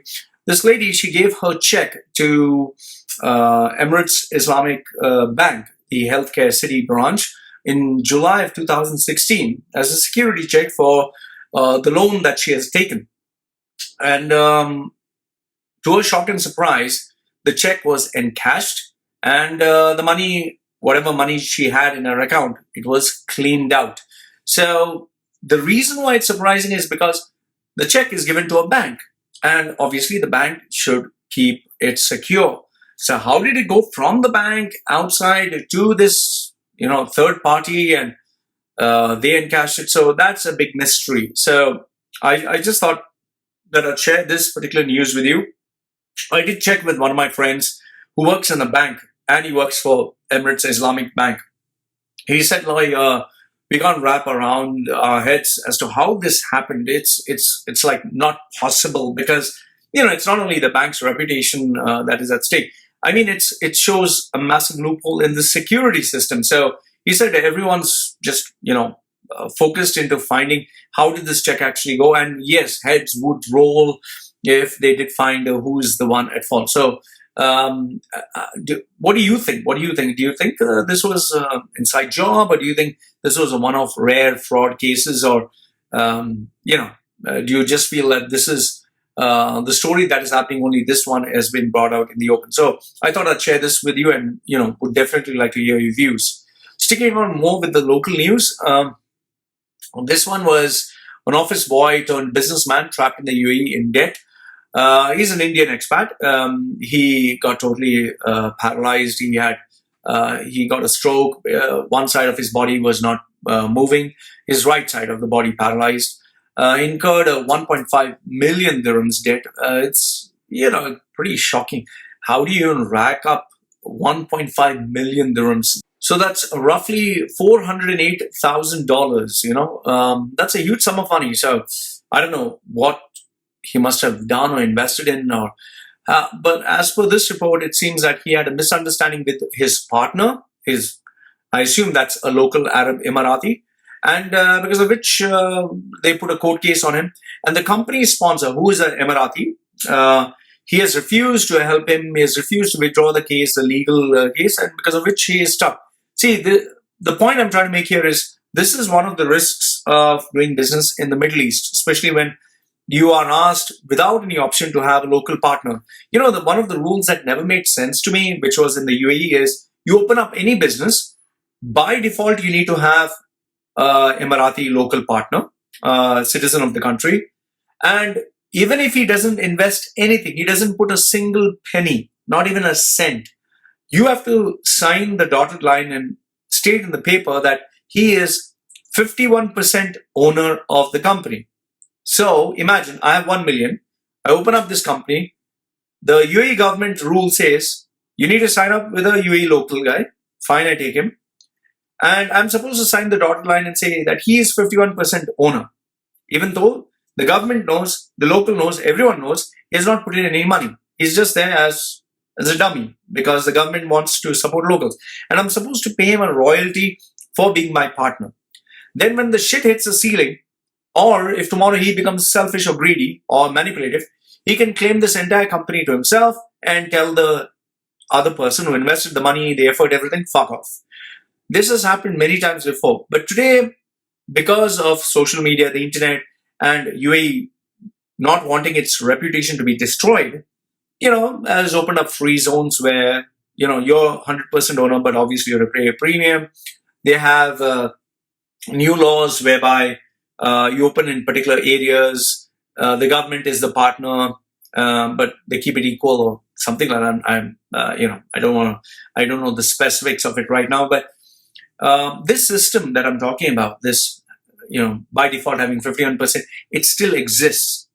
So this, I feel this is one of those cases, and it's a shame. It's a shame. I just hope that this UAE law doesn't exist anymore because, frankly, it doesn't make any sense. It just doesn't make any fucking sense. So why are you asking someone who puts in all the money, effort, everything, to sign up 51% to someone else, and you claim that the government knows that the guy has not invested in anything? Then why are you signing a legal document? And why you acting as if you do not know when you actually know? So the only silver lining in the story is Indian billionaire, the richest guy in the Middle East, Yusuf Ali. He has stepped in to help this desperate family. So if any one of you is going through financial times and you're from Kerala and you're a Keralite Muslim, maybe you can approach the billionaire and hopefully you'll do some charity work. Well, there is this other guy, merchant, Indian guy. I don't know which business they run. I'll just Google search and put it. So he also helps a lot of people who are jailed and who need financial assistance. So anyway, that's one. This news, which I thought I'd just share with you. The reason I'm sharing this is because I lived in UAE so many years. I know this building. It's on Sheikh Zayed Road on the bridge. That is, the cross section between when you move from Dubai Shopping Mall towards the other area, other side. I can't even get the name. I think it's what? Jumeirah. Yes. So you see this building on the right hand side, Sheikh Zayed Road. It seems the building caught fire, and this is another problem in UAE. Most of the buildings they use, not the original fire cladding equipment, due to which a building, if it catches fire, the whole thing catches fire, which is why the Address Hotel did catch fire. And this was a major scandal in the new year. And at first, frankly speaking, I thought it was fireworks, and I thought it was a joke. I thought someone was just trolling. But then when everyone started talking about the fire, I was like, shit. And just the timing couldn't have been worse. Exactly on the new year, this caught fire. So that was another disaster. Sticking with the UAE local news, you have this British gentleman who went to UAE, 42-year-old, got drunk with his Vietnamese partner, as they call it, or must be one of his boom boom buddies, or could be, prostitutes, we don't know. So it seems that he got drunk. He was in Bank Street, which is famous for all the whores after 3 o'clock in the morning. The clubs close, so all the drunk people come out. So he came out, he was acting funny on the street, causing commotions. The police came, and, obviously Emirati police, they're sometimes nice, Dubai police especially. So he's saying white skin. He said, Baba, please go, please go. But this guy, British guy, thought he was in the UK. So he thought, oh, you don't know who I am, as per this board. One phone call, you'll see what happens, all policemen in my pocket. So the minute he said that, the police decided to put him in a pocket, and now he has a court case with his partner. Most probably he'll be jailed, he'll be deported. Nothing very bad will happen to him. He'll have to pay some money, but he'll be permanently banned. So much for our British white-skinned brothers and sisters. Okay. Next one, I got this email asking me, Loy, have you read what is happening with Arun English High School? It seems the parents are really worried about their children's future because Arun English High School follows CBSE, or Delhi-based, central-based education. And now Arun English High School has lost its rights to have that. The landlord has claimed Arun English High School. See, once again, local shokal power. So it's claimed from Arun English High School, and Arun English High School management said, okay, we wash our hands, take it, do what you want. Must be some very powerful family, because Warki Group is very powerful indeed. For them to say, okay, take it, means the landlord must be very influential or well-connected. So they've given it off to the landlord, and now 3,000 people are receiving the education without knowing whether it's been accredited or recognized. So if you have any update with regards to this, let me know. Read the article. I'll put the link. It really goes to show you how unpredictable and how unprofessional sometimes the environment in the Middle East can be. Now we speak about some of the emails that I've received from my fans, followers, or the people who watch my videos. So this one is from one of my trusted user. He calls himself rare single Indian. He's a very rare personality. So what does he say? He's a businessman, and this is what he said. Loy, do you know why employers are forced to hold employee passports? Because I put up a video and spoke about how unprofessional it is in the Middle East that people hold illegally someone's passport, which you're not supposed to hold. So he says, Loy, do you know why we hold employee passports? So he gave me an example. In this long letter, I'll just give the main part. He says, we employ, his company, employ engineers and technicians. Our work is in the client's premises or sites. Our engineers have access to very sophisticated instruments and tools, which are costing hundreds of thousands of dollars, dirhams, he put. He's saying our engineers collect these tools from the stores, go to the sites. One day, one of our engineers vanished with the electronic equipment worth 500,000 dirhams and never returned. They never found him, they never found this equipment. After checking with the immigration records, we found out that he flew out of the country the same day. Now you tell me what is right or wrong. Is there any security available for employers other than holding the passport of employees? Then he gave another example stating that one of our operations manager who had to collect millions made underground deals with a competitor and vanished. He has not given me much details there. He said we could not even cancel his visa because as per UAE rules, if you want to cancel someone's visa and they're not available, you have to wait for 6 months.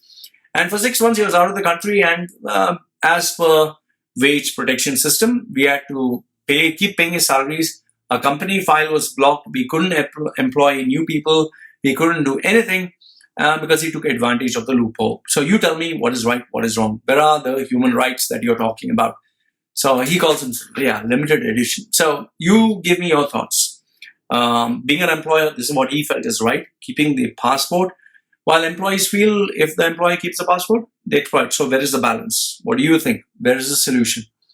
I found him pretty genuine, but then again, getting a solution for this, I would just say is sometimes very hard. One of the ideas that I can think is the solution is when the employee wants to leave, He needs to take a signed document. But then again, if the guy takes his passport and they feel he's going for a holiday, you can't stop a guy and say, where's the employer's permission? Then we're going back to the Saudi regime. So if you have any better ideas, let me know. Yeah, they can even track the person down back in the home country. But then again, what can you do there? Unless you take some guys to break his bones. Like I say, if someone wants to do something bad, they'll do it anyhow. You can't stop them. Okay, the next message, this one was an email sent to me by one of the parent of Indian high school. His child studies in Indian high school. He says, Loy, following up on your video, which you posted a couple of months ago about Indian high school and the CEO, rumor has it that the CEO has been removed from the post, and apparently his case has cases raised against him. He's not able to leave the country. Can your viewers confirm if this is true or if they have any updates? Wish to remain anonymous? Would like to remain anonymous. Thank you. Personally, my assumption, I don't think that he's going to have any legal hassles because he has a lot of big contacts and connections. So I doubt he's going to have any massive case unless someone is really very powerful. He has pissed off someone really powerful. The fact that he can be removed from his post can be a possibility. Change in policies can be a possibility. But then again, I've not heard from any parent. This is just speculation. If you know anyone from Indian high school or any parent who can confirm this, would like to inform everyone. So, yeah.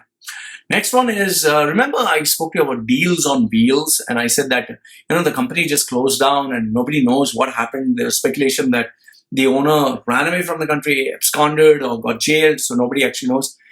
Surprisingly, this email was sent to me by one of the employees, ex-employees, who was very close to the owner. So this person said, this is what the person says. Obviously, I have censored the identity. The person doesn't want to, reveal due to legal reasons. Okay, says, Dear Roy, I was an employee working at Deals on Wheels and myself witnessed the growth of the company over the years. We were one of the largest car dealership in the region, especially in luxury and sports cars, easily grossing over 1 billion dirhams in sales during my time at the company. That's around, I think, 400 million. Yeah, something odd. Yeah. I saw a video and would like to say that the owner was a well-respected and proper businessman that revolutionized and disrupted the car industry with innovation and business acumen that made him a leading icon in the car industry. He was just envied by the wrong people who succeeded in bringing his business down eventually. The company also became victim to Dubai's economic downturn. As a result, the company had to be shut down. I am confident based on my working experience at the company, the owner will emerge victorious from this battle and will re-emerge stronger than before. P.S. I love watching your videos. If you would like any more further clarification on this topic, please feel free to contact me. Keep my details confidential as I'm employed with I don't want any conflict. Okay, so this is the person who was working for Deals on Wheels. And then I got another employee, another person working on Deals on Wheels. And this is what the person said. Loy, apologies for my late response with regards to your mail regarding more info on Deals on Wheels. The owner CEO built the business for over 10 years at its peak in 2014-15. It was achieving more sales of more than 80 luxury cars. During this time, the CEO opened a large showroom on Sheikh Zayed Road, which went to become an icon and was a landmark in Dubai thanks to the followers and well-wishers of the company. In 2016, the market took a U-turn and sales dropped drastically from 55 to 60% over the next 3 years. In addition to the slumped economy, the imposition of taxes on all car dealers further damaged this industry.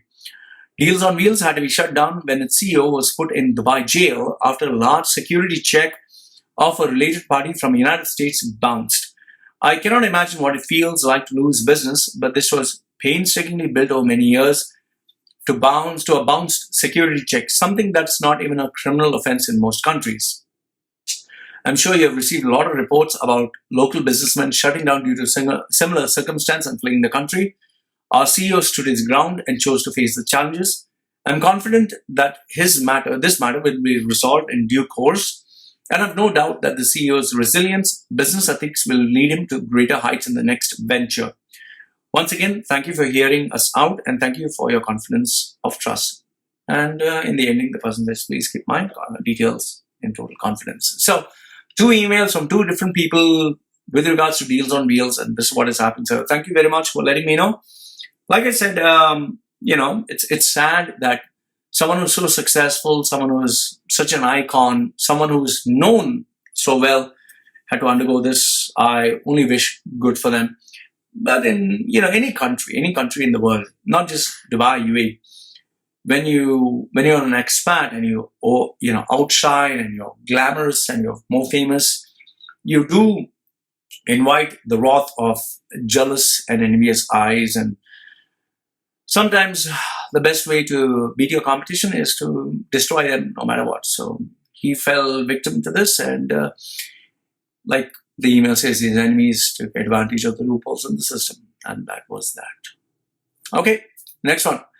This one was an email sent to me by a gentleman named FH. Let's just name it at that. I just thought of sharing something with you.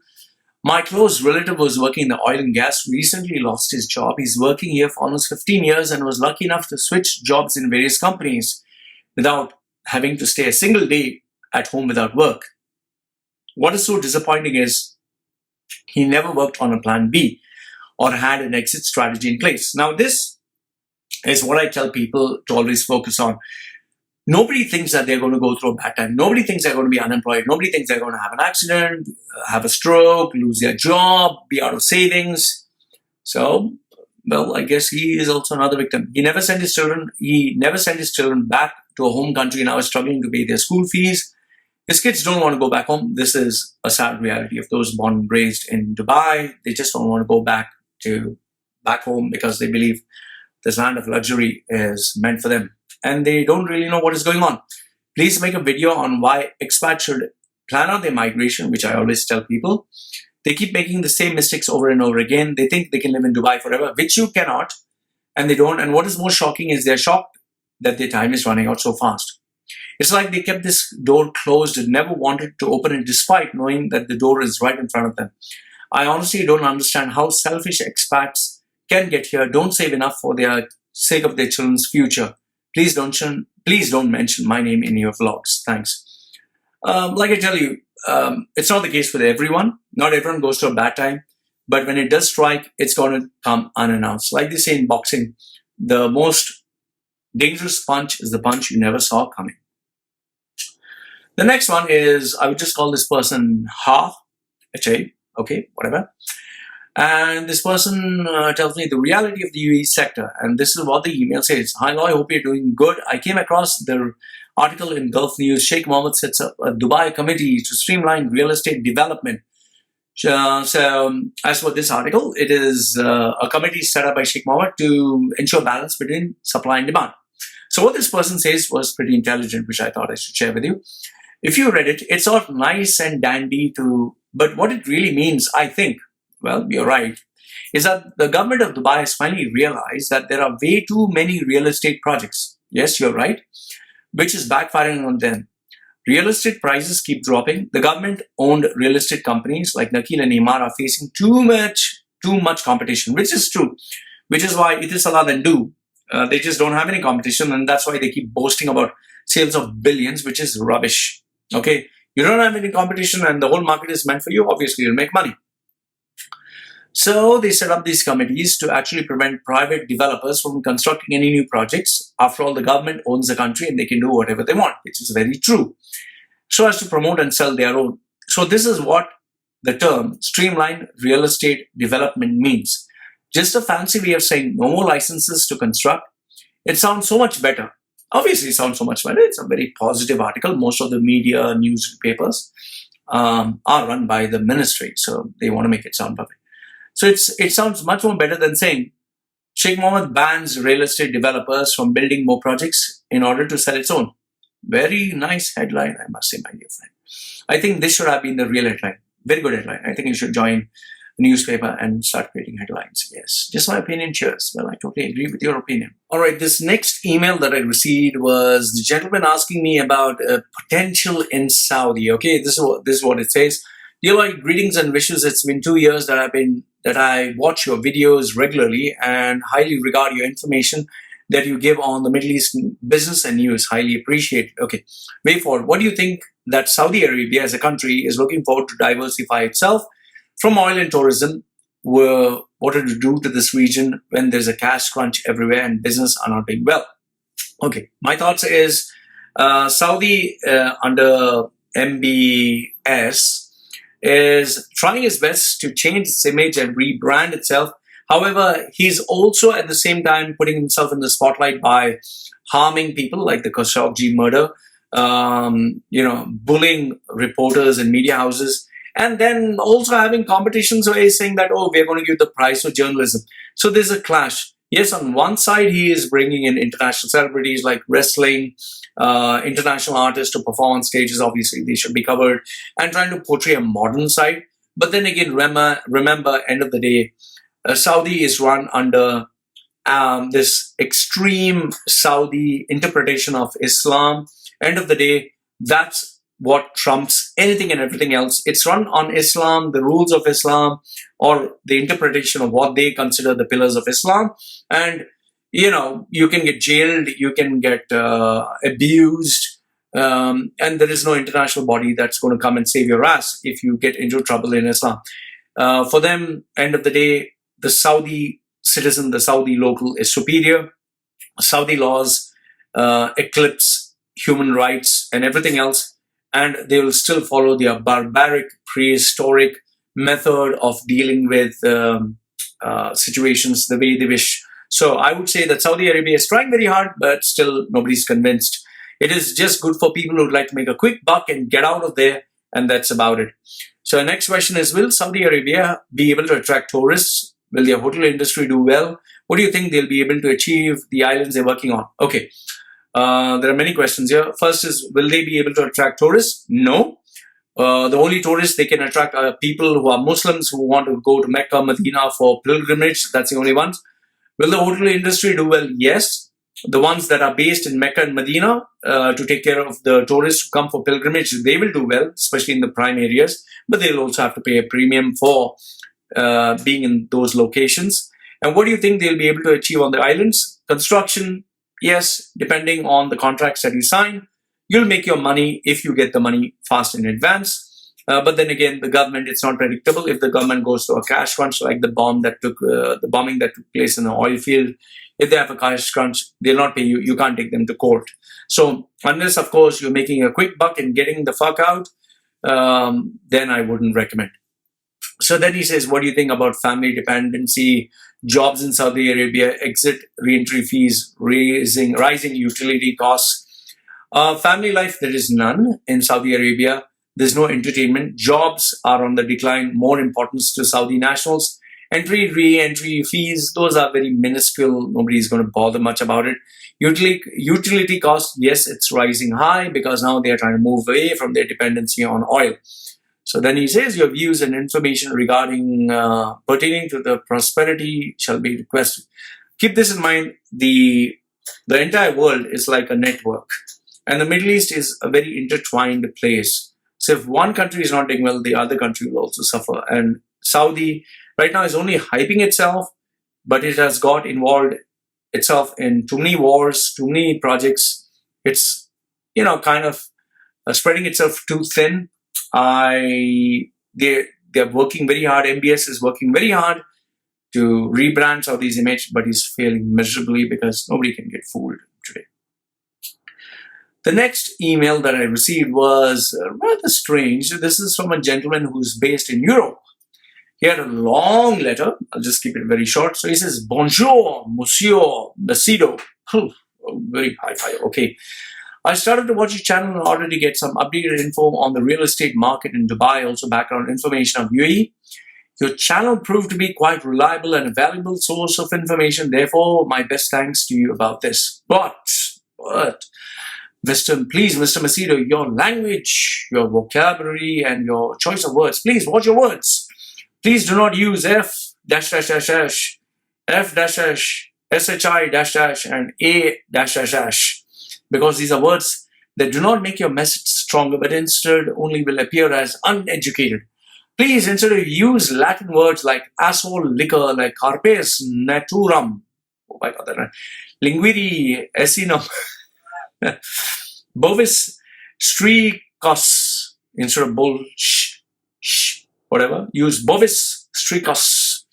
Or use expressions like son of a monkey, son of a motherless goat, holy cow, son of a mother trucker, oh my gosh, oh my goodness, peanut butter, oh jelly, drat, oh man, oh dear, hobknocker, Pokemon, what the frog, go lick a duck. I don't give a Donald Duck. That's a very smart and innovative way, whatever the duck you said. Okay?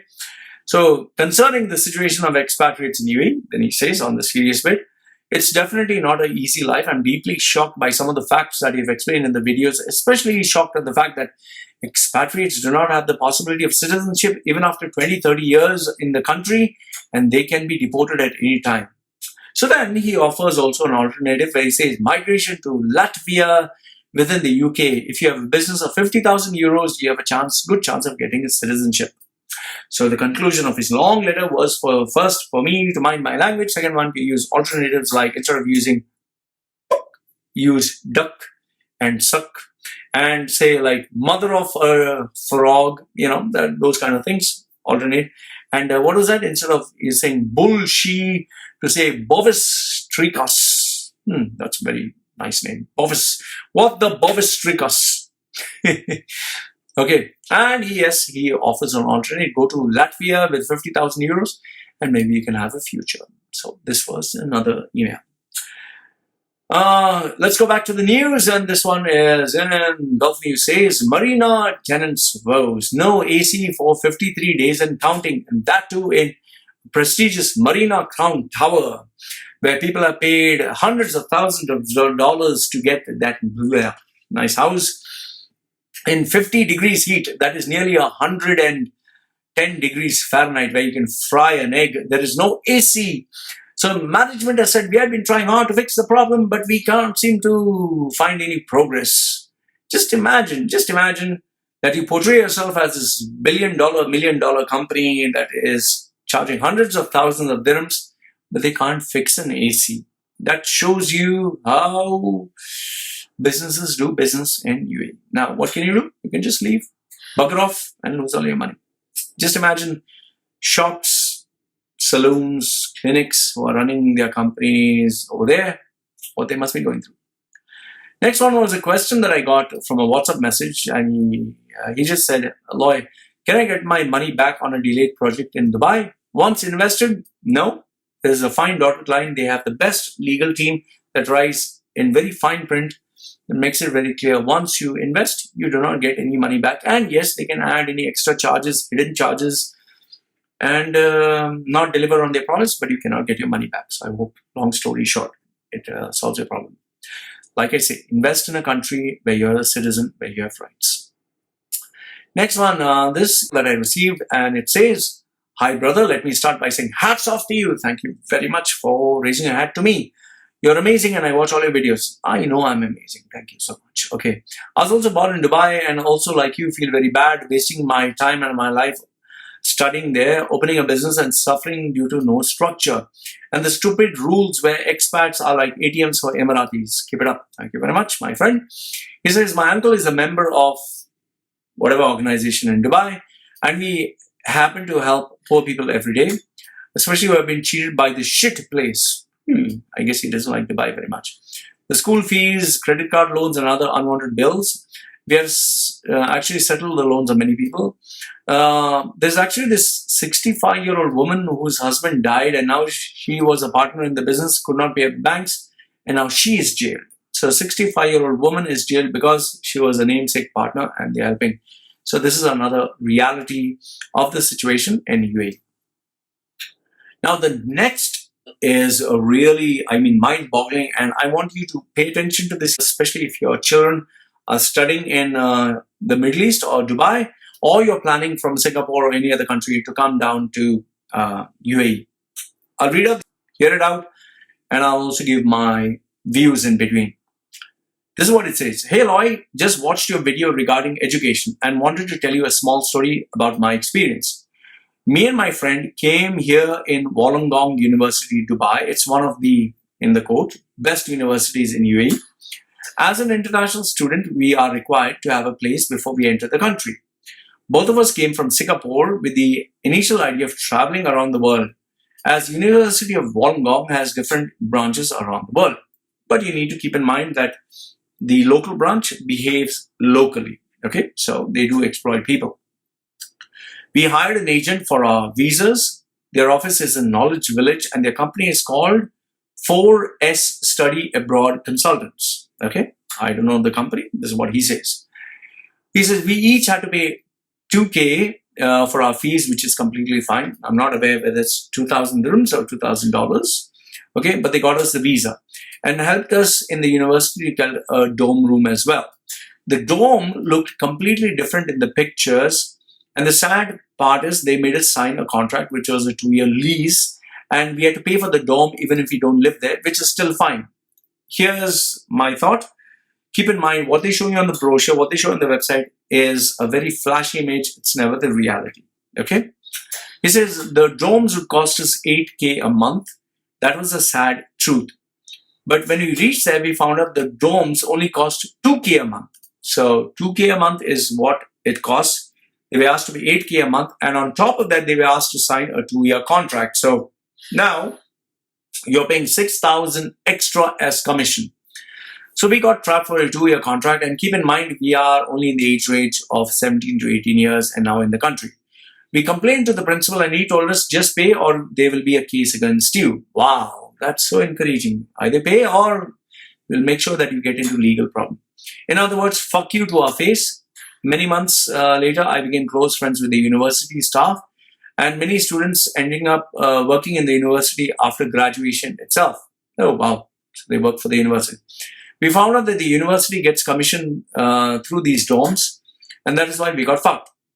We got fucked with your voice. Maybe someone else will be saved. Education is become a business, and anything which is a business becomes a scam, which is a reality. Today, all education platforms around the world, globally, are nothing but blood-sucking business ventures, especially in the US, where they charge exorbitant amounts, which is why people have lost faith in the educational system. And in UAE, well, you can't help it. Then he says, with regards to Deals on Wheels, I found out that the owner's oldest son, I have no idea who's the owner, I have no idea who's the son, made fake ownership papers of cars that didn't belong to him and sold the cars to people and ran. Now, here's another version of the story.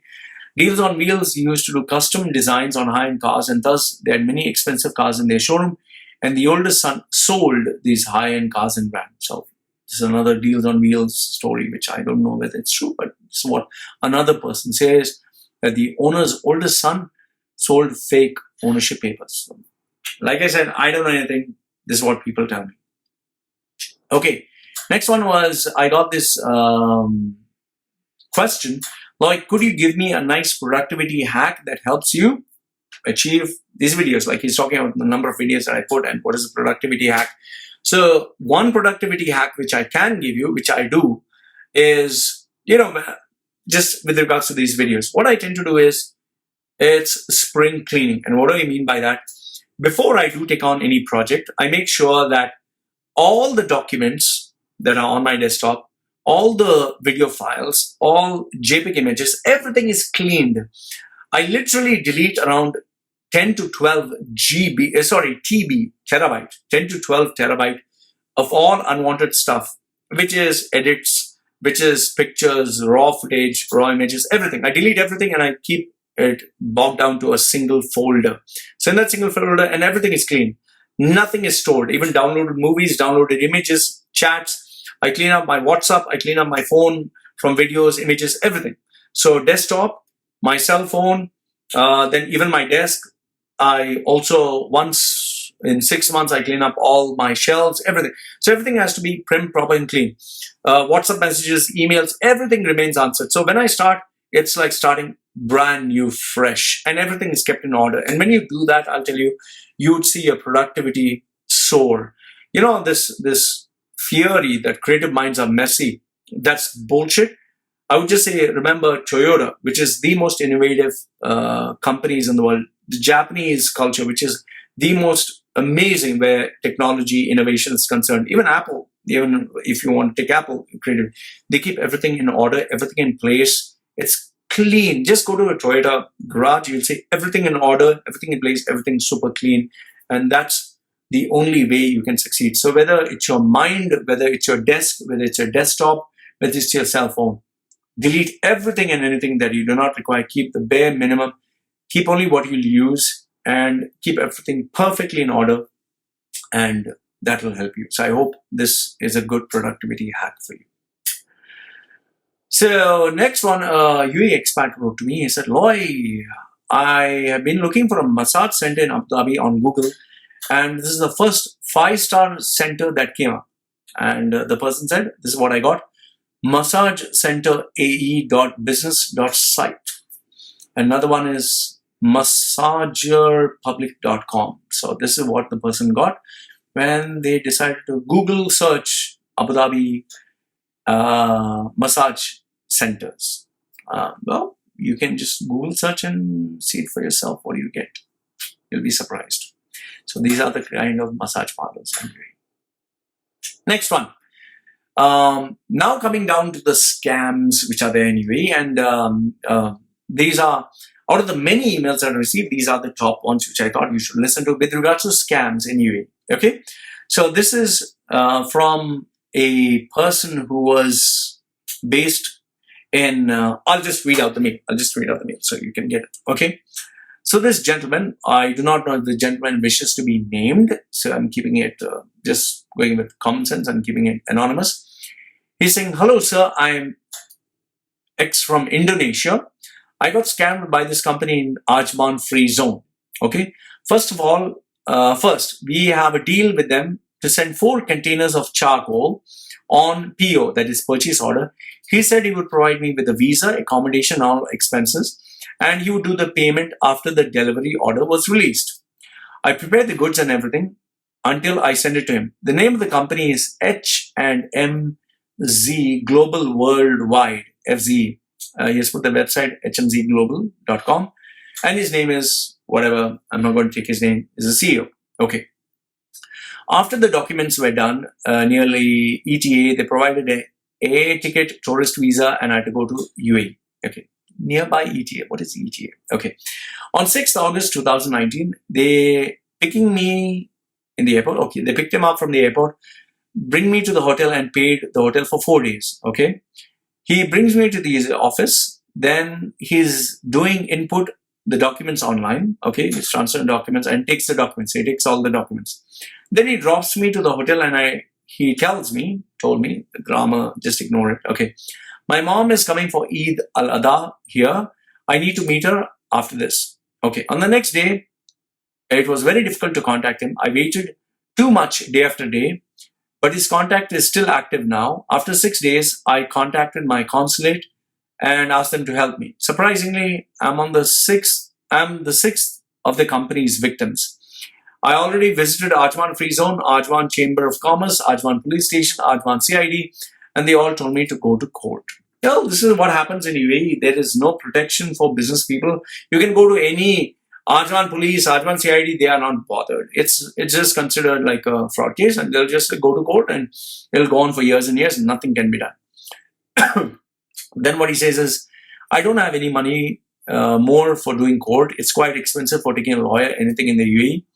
They made 2 more companies now, a bigger office in Ajman, which is called Ajman Saya International FZE. So he gives the website sayafze.com with the name whatever as the CEO, and Soha Arif Foodstuff Trading FZE, that's safoodstuff.e, with the name whatever as the CEO, and they both are, it seems, they're related to each other. They're doing fraud in Ajman since 2018. Okay.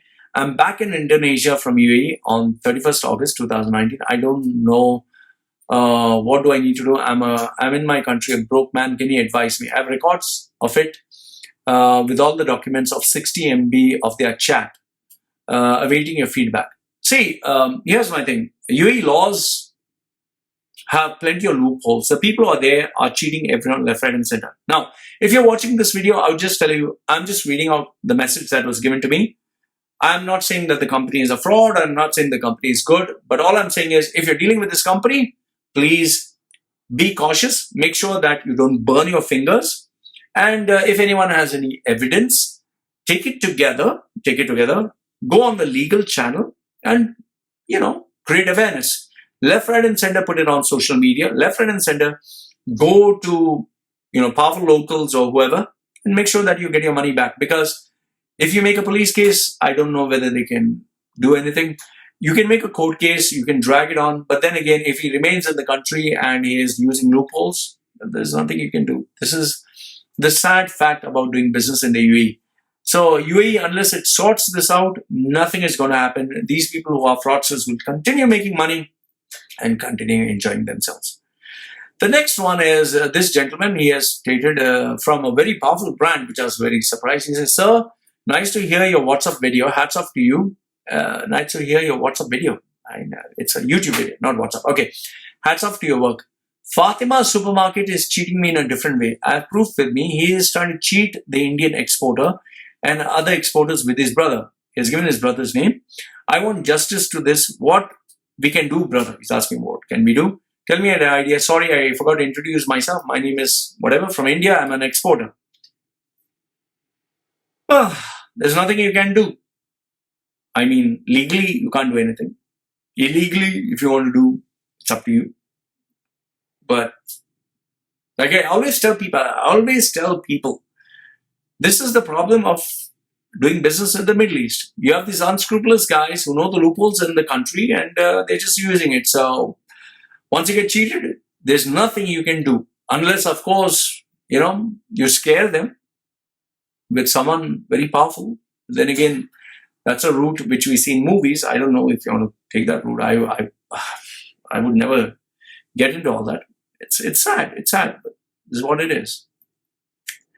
Then the next guy, this one, he sends another scam. Now, this one was sent to me by someone really credible. The person's very, very credible, okay? I can't give his name. He's very well known in the media circles. So this is what he says. Loy, I hope you have managed to research my story. Now, the story he is talking about, the links. One is he has given a facebook.com NDTV. This is from India. It's a rice scam. Second one is given the Gulf News article, which is a 15 million dirham rice scam, which is now being currently investigated by the UAE government because millions of dirhams worth of rice, containers, hundreds of containers just vanished. Okay, I put up a video about it where, I told you the rice comes in, they issue a payment, check, and they say the check can be encashed, but they make sure that the check, the duration, they calculate, like the rice comes in, the duration of the check, where it allows them to accept the rice, take in the rice, distribute it, sell it off, and then they close shop and run away. So there's no evidence. So by the time you take the check to the bank and encash and find there's no money in the bank, it's way too late. Okay, then he also gives digworld.com, another website, and he also gives a YouTube link. Okay, this is I'll put the screenshot. So he gives all this. Okay, so these are the references that is, and he also given google.com AMP, that is dubaiinformer.com. Okay, so he says, please check these references. And what he says in the email is, these conmen have opened up a new company to take over struggling firms. Okay, so what they do is, any company that's struggling to pay its bills, or they want to shut down the company, they buy these companies. So these companies are companies that have a trade license with many years of operation. So after they take these trade license, these companies approach UAE and overseas firms with business inquiries, telling we have been in the market for many years. Here's the trade license to prove that we have been in the industry or UAE for 10 years or 15 years. We're not a new company. So what the other party doesn't know is, this guy who opened up the company 10, 15 years ago has sold the company to this con man. So with this company, with this website, fancy website, they upgrade it with they have new salespeople and very enthusiastic. So people come there and see, oh, what a nice office. They even open offices in expensive towers and people get, wow, look at the setup, look at everything. Okay, they don't know this is all a dummy setup. So passport, visas, Emirates ID of the company, partners, sponsors, everything is produced with fudged audited reports, which is very easy to get. You can also Google search Gulf News fake auditing companies. Okay. So days later, so people believe, then they decide, okay, wow, I'm very impressed. Then they bring in these decision makers, take them for a holiday, give them the best of what UAE has to offer, and they get very impressed. Wow, this is a great operation. You have such a great office, such a great setup. You have been in the country so many years. We believe you. So then they start building the trust. They order small things and they pay payment on time. They order again, pay on time. They increase the order, pay on time, increase much more, pay on time. So now they're building the trust. So obviously they're ordering, paying. So I order 10, pay the money. 100, pay the money. 500, pay the money. 1,000, pay the money. And I keep increasing to a point where it reaches like 100,000. Big, huge, massive $1 million deal. There I say, I'll pay you. Just give me a few days. I'll pay you PDC or I'll pay you after some time. So the person obviously has made so much of money. Says, oh, okay, you have done from past 6 months, 1 year, we trust you. So days later, the bulk order is placed against a post-dated check. The person believes it, gives the goods, and then before the check is presented, however, the goods are sold from the warehouse at dirt cheap price. The person has made money covered up for all the purchases that the person made, including the extras. Here is where they make their millions. They shut down the shop, they disappear. The poor guy, the person who sold everything, takes a check to the bank and only realizes that these people have shut down the shop and run away. So over here, he has given me the names of the front man, the con man with the pictures. However, due to legal reasons, I'm just covering their face. So he says, I have their passport, I have everything else about them. So obviously I can't share those details. So I informed him this, and then he sent me this last email, which he says, Loy, this is what, since you can't show their face, at least you can say this. So this is what he said. And I'm sharing this as a public service announcement to you so that you don't get cheated if you're a businessman. Please share this with other people so they don't get cheated. And like I told you, you don't have to believe me. Just use this as a public service announcement. Use it with caution. So if you bump into this company and you know that, oh, Loy, I know this company. You don't have to buy or believe a word I say. Just you will deal with them on cash basis. Okay, that's all I'm telling you. Okay, so what does he say? In Qatar, the Qatar-based Pakistani national conman is behind the rice scam, belongs to a very small town in Jalalpur, Pirwala of Multan district in central Punjab of Pakistan. Okay, so that's where he comes from. I don't know anything.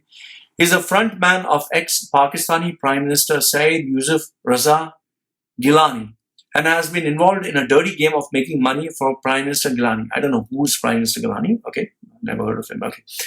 Later on, he was expelled on corruption charges on the pressure from Pakistani Army Chief in 2009.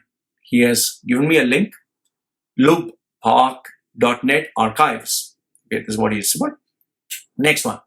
Since he has already played a multi-million shipping recruitment scam under the camouflage of fabricated Pakistani ID with notorious company called Al Najat Shipping Recruitment from UAE, he has managed Indian rice scam once again from the soil of UAE.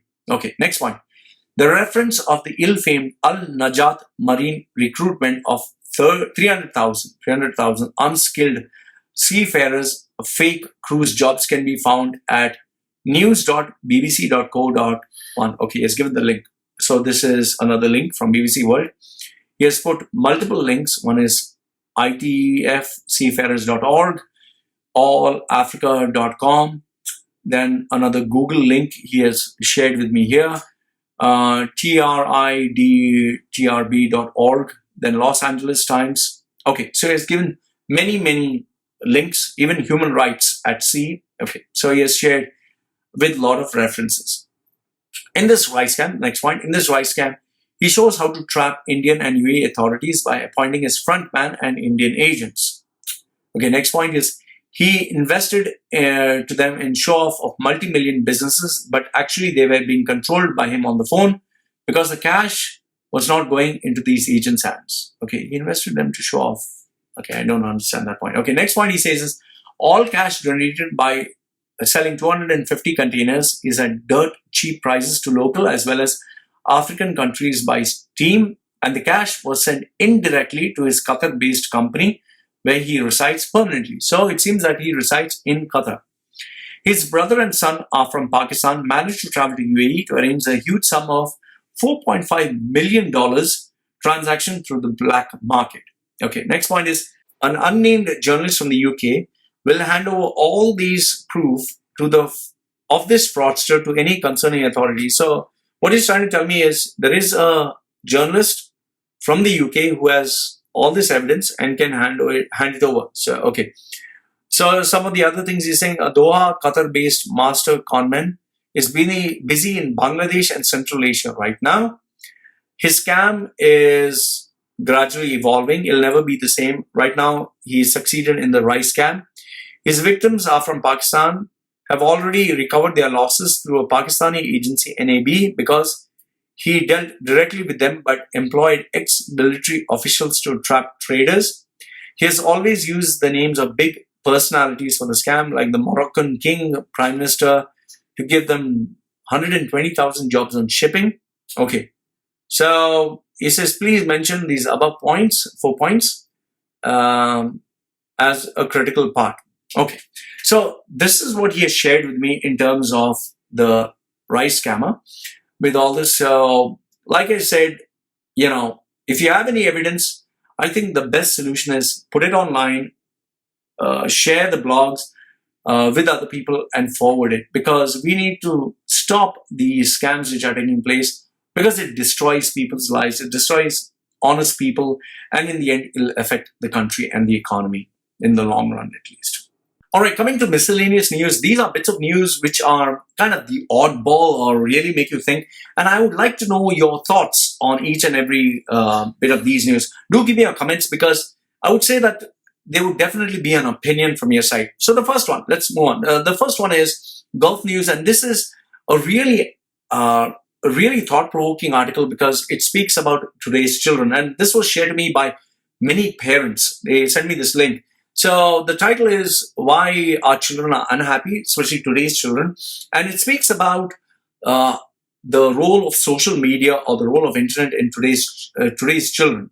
The first one is cyberbullying, which is obvious. Today you can get bullied from even adults. Yes, I've had children who have had adults come and, ooh, so ugly or so fat. It really is. It can really hurt people. Okay, so cyberbullying is one. Second one is the addiction towards social media. Today you have games, you have interaction, you have engagement, you have calls, you have, everything online on social media that can make it addictive. Next one is, point number 3 is access to smartphones.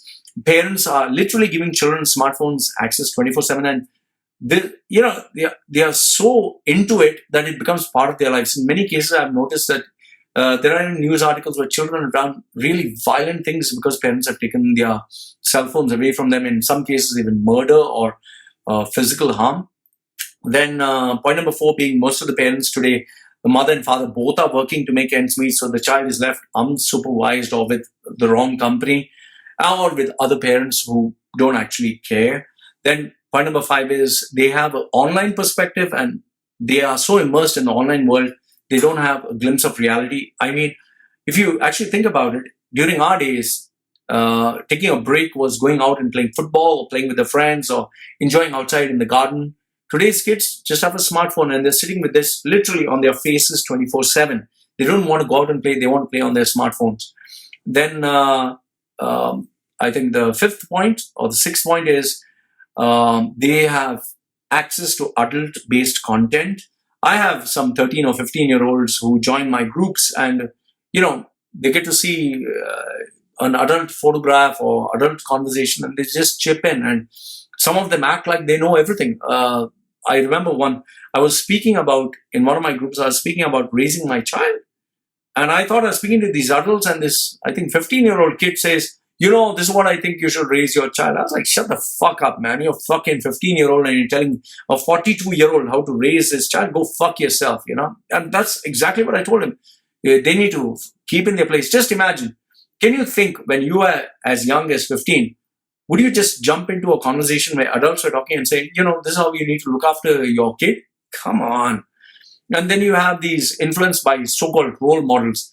Today you have role models who are very questionable, like many youngsters look up to rap artists, look up to Jake Paul, Logan Paul, even Nicki Minaj and all that, and they see what they're doing, twerking. I've seen videos where small baby girls are twerking. Some people may find, oh, this is so cute, it's so funny. No, it's not fucking fun. It's a sexual dance. They're gyrating their hips and doing, I've seen like two small children, rubbing their genitals together as a sexual dance. That's not funny. That's horrible. That's a serious fucking crime.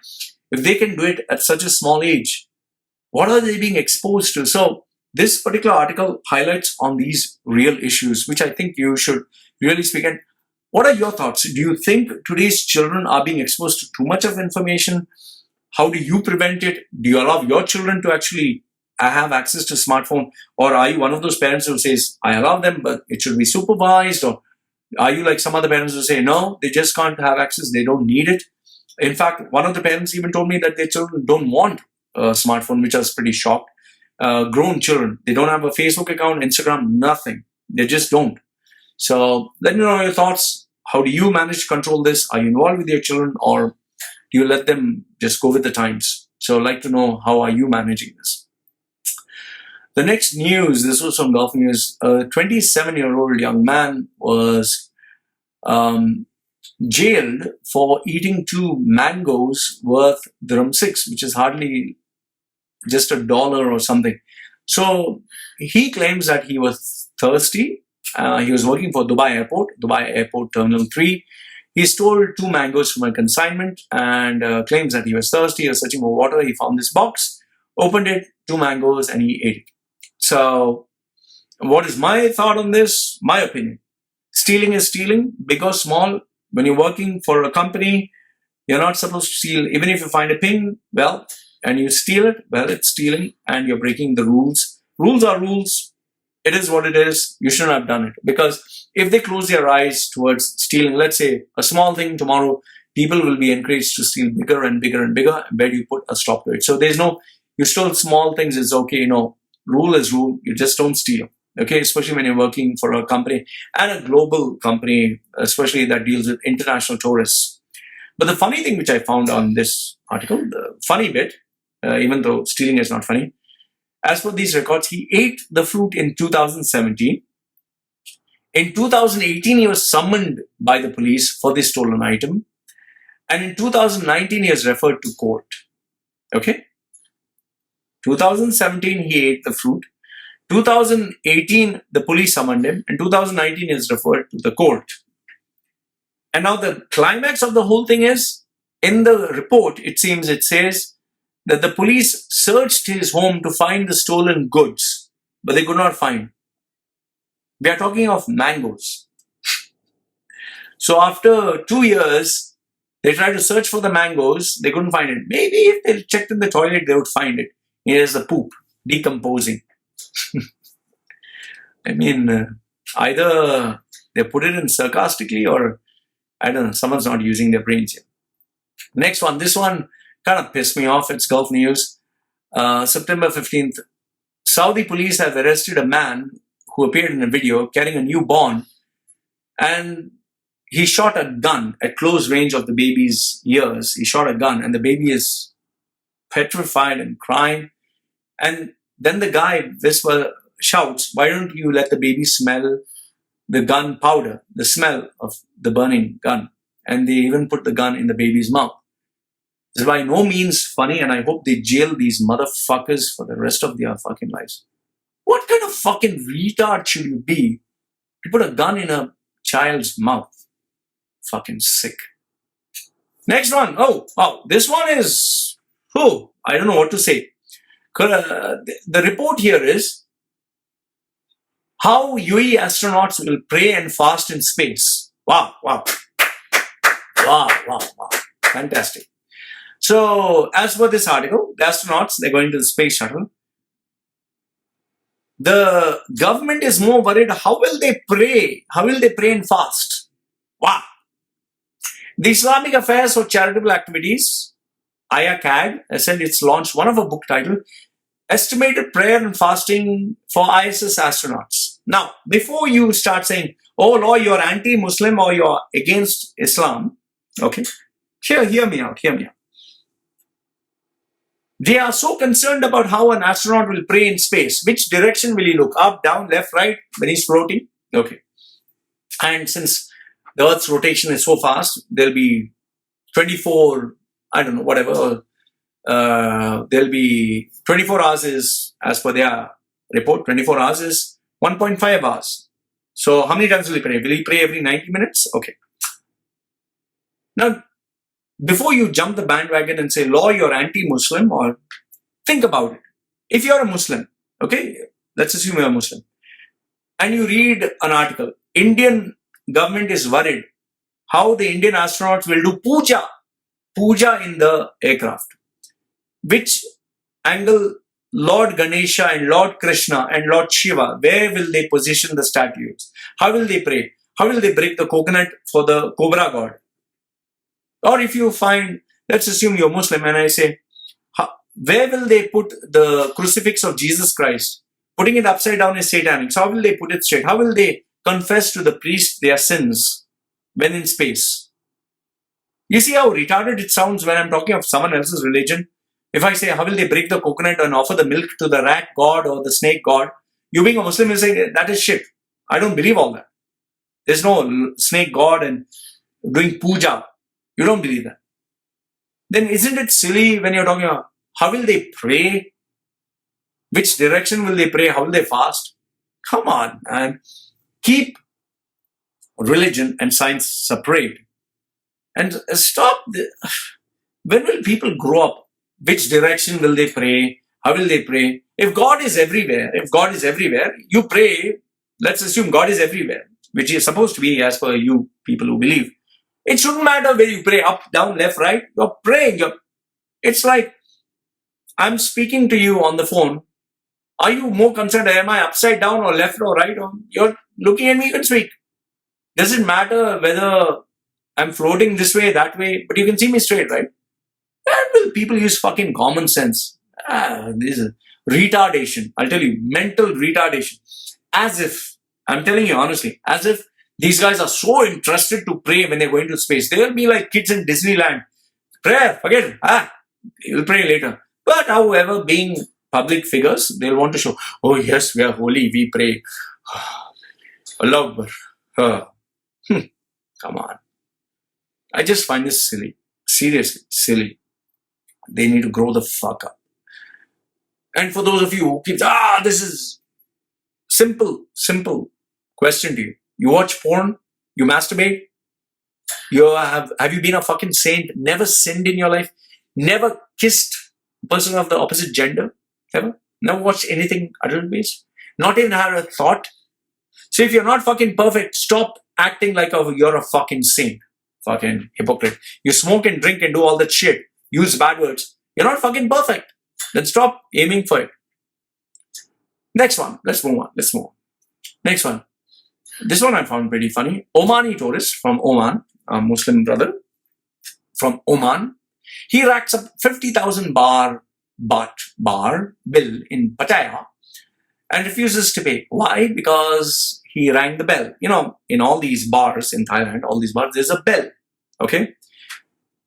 Now, if you ring the bell, it means you're buying drinks for everyone, the girls and everyone. It's not that the bar is generous. It's just that there are these retards, these cunts who come there who want to show off. So when they ring the bell, everyone gets a drink. Now, the bar is not interested whether you get a drink or not. The bar is interested to sell and make money. So if you are one of those impulsive retards who rings the bell, everyone gets a round of drinks, and that's how the bar makes money. The girls actually, what they do is they get water that looks like vodka, water or non-alcoholic, because they don't want to get pissed drunk and get sick. So they make sure you're drunk and you keep ringing the bell and they make money. So this guy kept ringing the bell. Everyone kept drinking on his expense and now he doesn't want to pay the bill. However, the editor's note says, despite having a Thai girlfriend with him and allegedly being a regular visitor of the country. So I see him faking his story. Okay, next one. Now this one is one that I really need your opinion. Okay, I really need your opinion. You know this guy, Sam Smith, he has a couple of these, very romantic songs, I can't recollect which, I heard it quite some time ago. So he has this romantic song. He sings like that. Okay. So he's a talented guy who has good voice and romantic songs. So this guy, he decides all of a sudden that because he's having emotional, mental, psychological issues, okay, he has gender issues. He doesn't know whether he's a guy, he's a girl. He doesn't know. Poor fellow. Okay, fine. I understand that. I totally sympathize with him. He doesn't know he's a boy or girl. Okay. Now, because he doesn't know he's a boy or girl, all of a sudden one day he reads about, gender, this word, non-binary. Non-binary means you're not a boy, you're not a girl. Okay? See the funny thing. Today's modern generation, for hundreds of years, we knew that if you had sausage, you're a boy. If you have pum pum, you're a girl. Okay? Boy was boy, girl was girl. Yes, there were people who did have gender issues. It was normal. Okay? They were like they call the term, transgender. Okay? In India, they call it chakka. Okay? In Thailand, they say ladyboy. So that's why you have some men who, hi, how are you? And then you have the girl, hi, how are you? My name is Lisa. So, okay, fine. That's also understandable. So I'm not hating on them. It's not. Okay. So all of a sudden, now people are like, oh, I need to find myself. I'm feeling so lost. Oh, I'm feeling lost. Oh, non-binary. Oh, wow. What is that term? So in that it says, you don't have to be a boy if you're a boy. You don't have to be a girl if you're a girl. You can be gender fluid. Today you can be a girl. Oh, I feel like a girl. Tomorrow you can be, I feel like a man. Ha ha ha. So you can be a boy and girl, switch over back and forth without undergoing any operation, without going through any surgery. You can just flip the switch when you want. In fact, there are people who flip the switch. It's like now they feel like a boy. All of a sudden they feel like a girl because they want to show, I'm fluid. I'm like the water. I can be a boy now. I can be girl. You see, I'm fluid. It's openness. It's openness. It's embracing. See the words that they use. I'm embracing. I have this love for everyone. So, Mr. Sean Smith, he has a nice video here where he dances with his underwear. You need to see. La, la, la, la. It's so nice. Okay, fine. So, now what he says is, he sends a nice pose where he's doing this and this. Okay, fine. So then he decides, I'm a celebrity, I'm smart, so I'll make a royal proclamation. And what is the proclamation he makes? He says in his Twitter handle, I understand there will be many mistakes and misgendering, but all I ask is you, please try. I hope you can see me like I see myself now. Okay, fine. That is also okay. Then he says, I'm so excited. Oh, I'm so excited. Oh. What is he excited about? I'm privileged to be surrounded by people that support me in this decision. What is this decision? He's coming to that. I've been very nervous about announcing this because I care too much about what people think, but censored. Fuck it. Okay. So what is the decision? We are coming to that. What is that decision? Today's a good day, so here goes. I've decided I'm changing my pronoun. So normally for a boy, you say he, him. And for a girl, you say she. That's normal. He is a he, and she is a she. But Sam Smith had decided my pronouns are no more he. You can't call me a he. You call me, drum roll, you call me they. Da-da. They. And you call, if you're calling Sean, you call him they and them.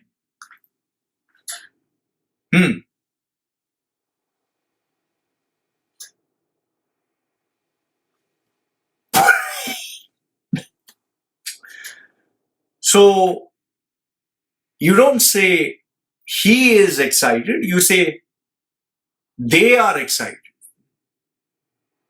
I have to throw my grammar books in the dustbin. You don't say she is beautiful, you say them is beautiful. Hmm. Okay. Hmm. See with the intelligence, fantastic, like they say in India, fantastic, fantastic. Oh, mind blasting. This is mind blasting. So from today, when you address our Sean Smith, Sam Smith, you don't say he is a great singer. You say they are a great singer. In Hindi, it is like nothing, nothing, nothing. You know how Indians say nothing. So Sean Smith is, and he's so happy. One of the reporters just took his interview and said, "They is amazing. The English is gone. English." So what is my opinion?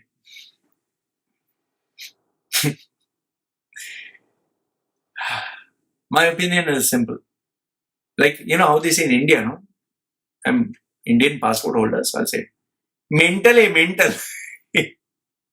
Charana kamme, thoda kamme, means little less. The fills, 50 fills, 25 fills, rupee, paisa, little less. See, my dear friends, I'm not against people who have gender issues or I understand it's a psychological problem. It's a sickness. I understand. But let's not glorify this sickness, this mental. It's like if you are mad, if you've gone mad or you have a disease, we don't glorify. I have AIDS. Wow. It's so fulfilling. AIDS. Wow. Or if you're, I feel mad. And we say, wow, that's spiritual. No. When we have someone who has sickness, mental sickness, any sickness, personality disorder, we don't glorify, we don't romanticize it. He has a gender issue. Let's not make it like, wow. It's so stupid. The media companies are milking this mileage. You just Google search on YouTube, gender fluid or non-binary parenting. You'll see so many of these retards, so many of these bloody retards.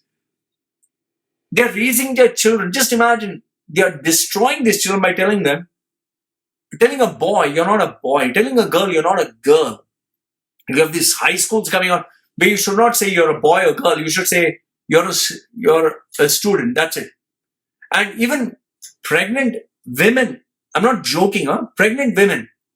Hospitals in US, the West, where it looks like they're not using their brains anymore.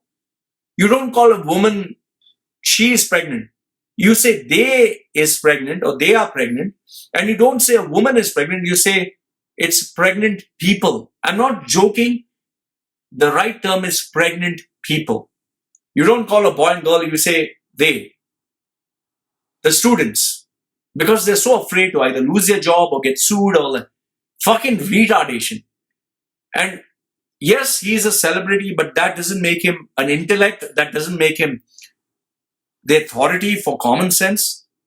He is a guy who has a mental disorder and needs medical attention. That's all I would say.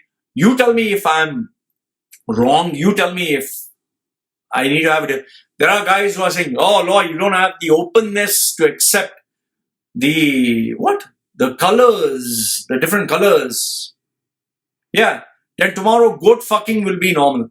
Tomorrow I can say I'm a horse. I am what? Species fluid, not gender fluid, species fluid. Oh, by the way, in UK, it seems there are 100 different genders. Before there was only man and woman.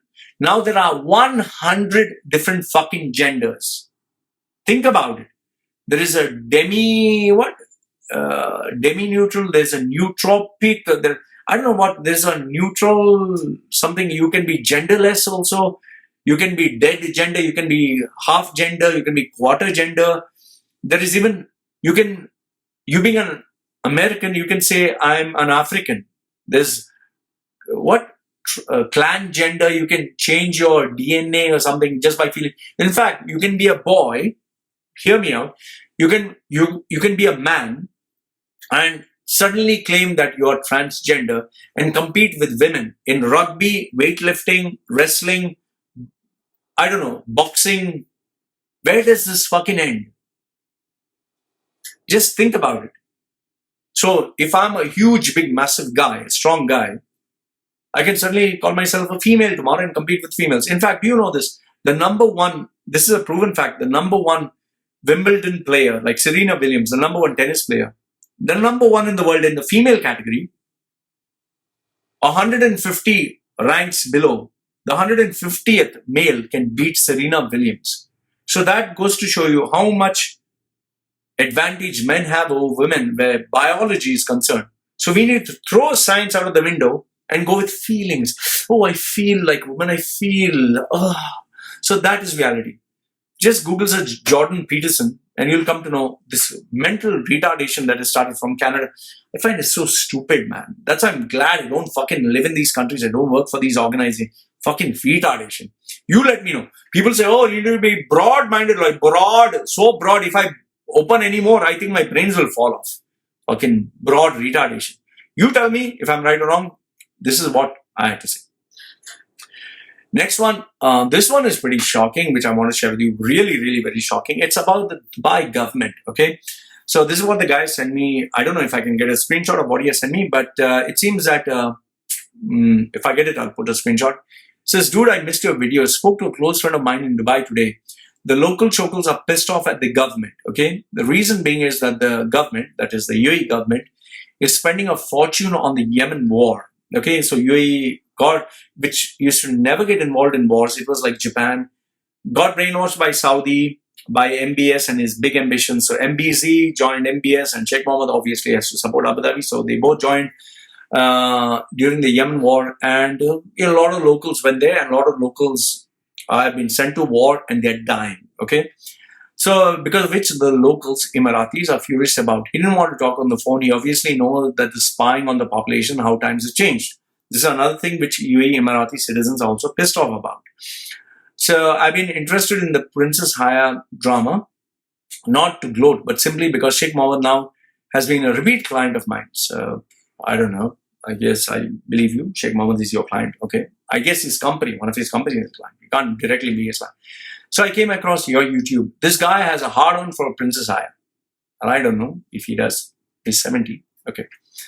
And spreading some real disgusting stuff, it's not stiff, stuff about her on online on daily basis, which is very obvious. All the countries do that. They pay for propaganda like USSR, USA.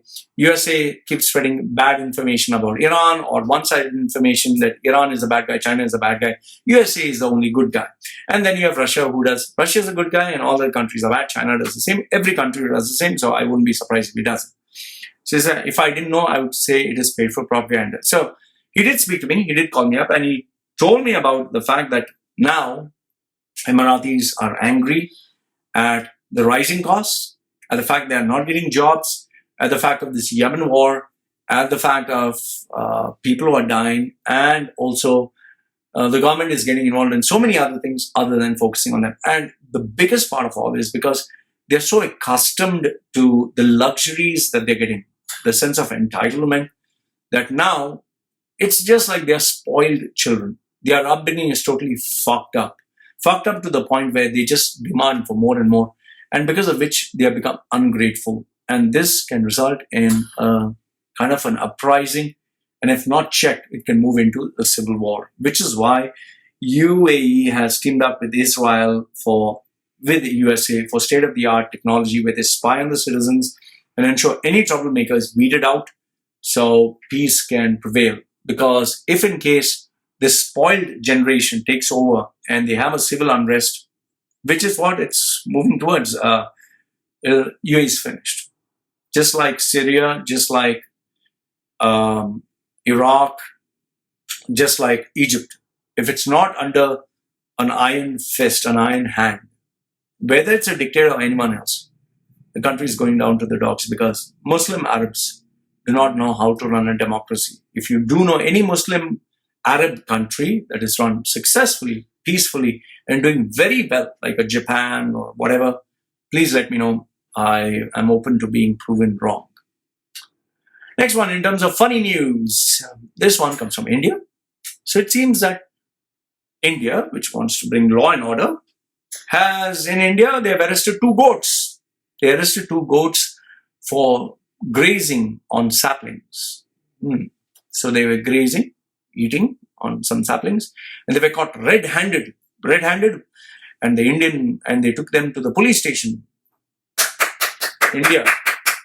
Fantastic. So that's what. And in one other news, it seems a man tied a buffalo to a tax officer's car after being asked to pay a bribe. India is really out there. If you still want to get impressed by India, it seems accidents happen for a good reason. Okay, no, accidents happen due to good roads. So if your road is good, people will move fast and there'll be an accident. So that's why it's very necessary for India to have bad roads. When there are bad roads, cars go slow. He's right. I'll tell you a fact. If the roads are bad, you will move slow. The roads are smooth, you'll go very fast. So says the Karnataka, my hometown, deputy CM, minister, I don't know, some minister. Okay. Govind Karjol. What a smart man. Fantastic. Mind-blasting. Fantastic. And in other news, you have insider.com from the United States. If you just thought only India has all mental problems. In Texas, it is now illegal to send a dick pic. Dick pic is when you click a photo of your sausage and you send it. So it's illegal. Don't send your dick pic without permission. So you need permission from the person. Or if you send a nude photo or lewd photo, lewd means sexy, naked photo, or your picture of your sausage, you can get fined $500. So please don't send your sausage pic without invitation. It seems that more than 78% of millennium women have been getting unwanted dick pics as per Cosmopolitan. And focusing on the people from the West, not just India, from the West, you have Florida Christians. Praise the Lord. Hallelujah. Hallelujah. Hallelujah. Hallelujah. Halla, halla, halla, halla. Bring in tongues. Okay, so these Christians, they felt that these winds, these hurricane winds which are blowing from nature, if they sing songs and talk to the wind, it will calm down, like some special powers, like, so Allah, Allah, Allah, hallelujah, hallelujah, praise the Lord, hallelujah. Jesus, in the name of Jesus, stop. Okay, wind stops. So it seems that if you got in a circle, raised your hand, and pray, and sing songs. If you sing songs, the hurricane will listen. So I'll try that sometimes. Halla, halla, halla, hallelujah, hallelujah, praise the Lord. Allah, Allah, Allah, Allah, Allah. Okay, anyway, you get different people, I guess. Okay, so the next piece of news is not actually funny, but I thought it's worth sharing. This one is an Indian businessman, one of those very new, visionary, futuristic Bitcoin guys. Okay, so what he did, this Kerala businessman, I don't know if you can call him businessman, he decided to borrow around 450 crores. Now, that's not 450 crores as bird, it's 450 crores. To give you an idea how much is 450 crores of Indian money, it's around $4.5 billion or 16.5 billion dirhams. So he borrowed $4.5 billion. He borrowed it, just borrowed it. And he decided to invest in Bitcoin. However, it seems that the scheme failed and he was not able to pay it back, or something happened. So a couple of guys decided to visit him, kidnap him rather, to retrieve the password. So how did they retrieve the password? They decided to torture him. They must have seen a couple of movies how they torture. They tortured him so badly that he died. He died. After he died, they realized, oh shit, he's dead. So what they went is, these guys, another group of idiots, they went to one hospital and said, can you bring him back to life? And they checked and said, I'm sorry, he's dead. They went to another hospital and they checked him there also. They said, I'm sorry, he's dead, man. So, oh shit, we tried 2 hospitals, he's dead, so might as well leave him. So they went to the third hospital, just left him there, and they ran away, not knowing that there were cameras, and they all got caught. So now, the guy is dead, the guys who murdered him, they are caught, and the 4.5 billion has vanished. So much for Bitcoin. So next time you think of investing in Bitcoin, just remember this much. This is what happens.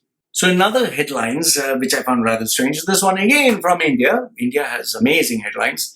So Indian Airlines, this is Indian low-cost airlines, Indigo, okay, they decided to do something really exciting. So what they did is, they decided to, from Delhi to Istanbul flight, Delhi to Turkey, they decided that since we are low cost, we'll fly down there, but we'll not take any of your luggage. So after the passengers landed there, they were waiting for their luggage, only to find out none of their luggage has come. Why? Because of payload restrictions and heavy wind or whatever. And yes, it's a low cost, so yeah, you travel without your luggage. So very good. India, number one, fantastic. Okay, so this is India. The next one, which I found another funny one. This one is single mother of 2 children. She decided no gift for my child, no gift. You know why? Why she's so cruel? Because her smart 8-year-old boy, he found his mummy's credit card bill, and because she allows him to play Xbox online, unsupervised, she managed only to spend £3,000 online shopping. He did some extra credits to buy Xbox add-ins, digital add-ins, and now mummy doesn't have any money. So he bought a bill of £3,000. Very smart boy, and super mummy. Next time, pay attention to what your son is doing. Yes. And next one, which I found, this one was pretty funny. I don't know if you find it funny or whatever. I got this in my Facebook feed, portable private vehicle toilet. And they show nice photographs of girl can use, guy can use anywhere, in the car. So I don't know, you can take this nice piece of bottle and you can make susu, mutram, anytime. Next one, I got this from Pattaya, Thailand.com, and someone sent me this and said, see, Loy, lady boys, wow, look at lady boys, so cute. You have Surprise Yourself bar, Ladyboy bar, Fantasy Lounge bar, Happy Day bar, Angels bar, Sensations bar, Pook bar, Toy RS bar.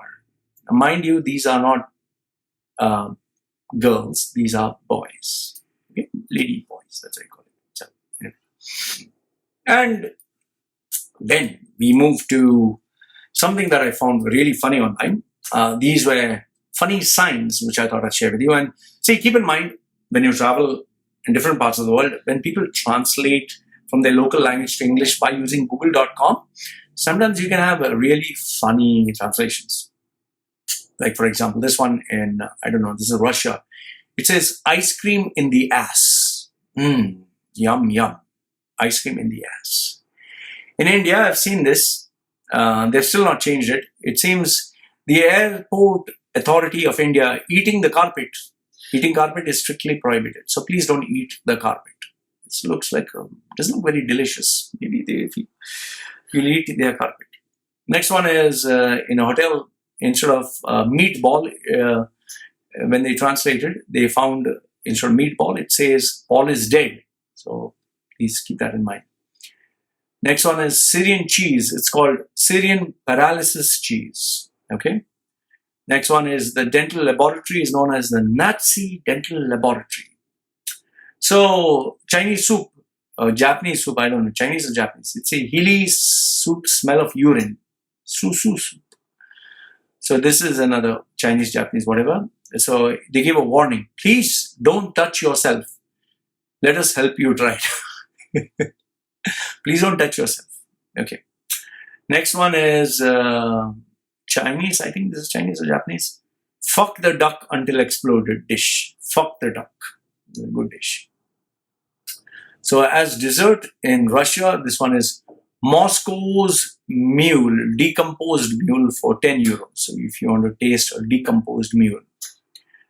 Next one is broccoli salad with pea shoots and salmon almonds. So someone peed in that broccoli salad. So this one is fried frog. What am I looking at? Fried frog, fish sauce, fried eel technology, and crispy eel. Eel technology. That's good. Next one is automatic doors. Please do not try to open or close this doors manual. Please don't open or close this doors manual. Okay. So next one is pregnant bags. Another dish name. This one is very common. Butt sweet shop. Butt sweets, Pakistanis have the name Butt. So this one may be owned by a Pakistani. Next one is no grita, do not cry. I don't know, maybe do not shout. Next one, fuck vegetables. So there are vegetables to fuck. So this one is salmon and his duet of squid in Norway. Next one is grammar and writing. Grammar and writing. Reading and writing. Yeah, okay. Next one is, if you're stolen, call the police at once. Okay. So next one is, attention, wet probability. There is a strong answer. Hand grenade. Okay.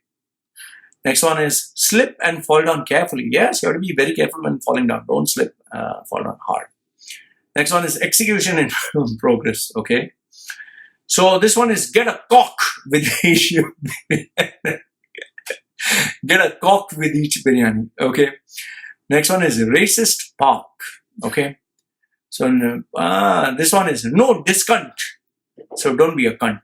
Okay. Next one is due to airport construction, we feel sorry for you. Thank you. So nice. This dish is very nice. Explodes the large intestine. Okay. So next one is please fall in line to avoid embarrassment. Okay. This one is do not stare or do not fall down there. This one is very common. Shoplifters will be prostituted. Okay. So deformed man passageway. Good one. So drive carefully. 90% of all the people are caused by accidents. This is in India. So drive carefully. 90% of all people are caused by accidents. People are caused by accidents. Okay. Next one. Mind crotch. Next one is people are eating children in this area, please. Please leash your dog and clean up after them. Okay. People are eating children in this area. Okay. Next one is chicken of your mother.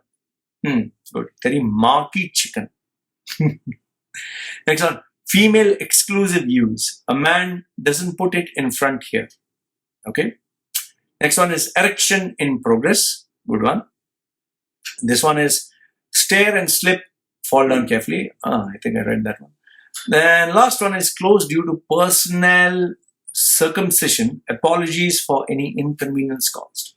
For those of you who do not know what is circumcision, I suggest you Google search it. Okay.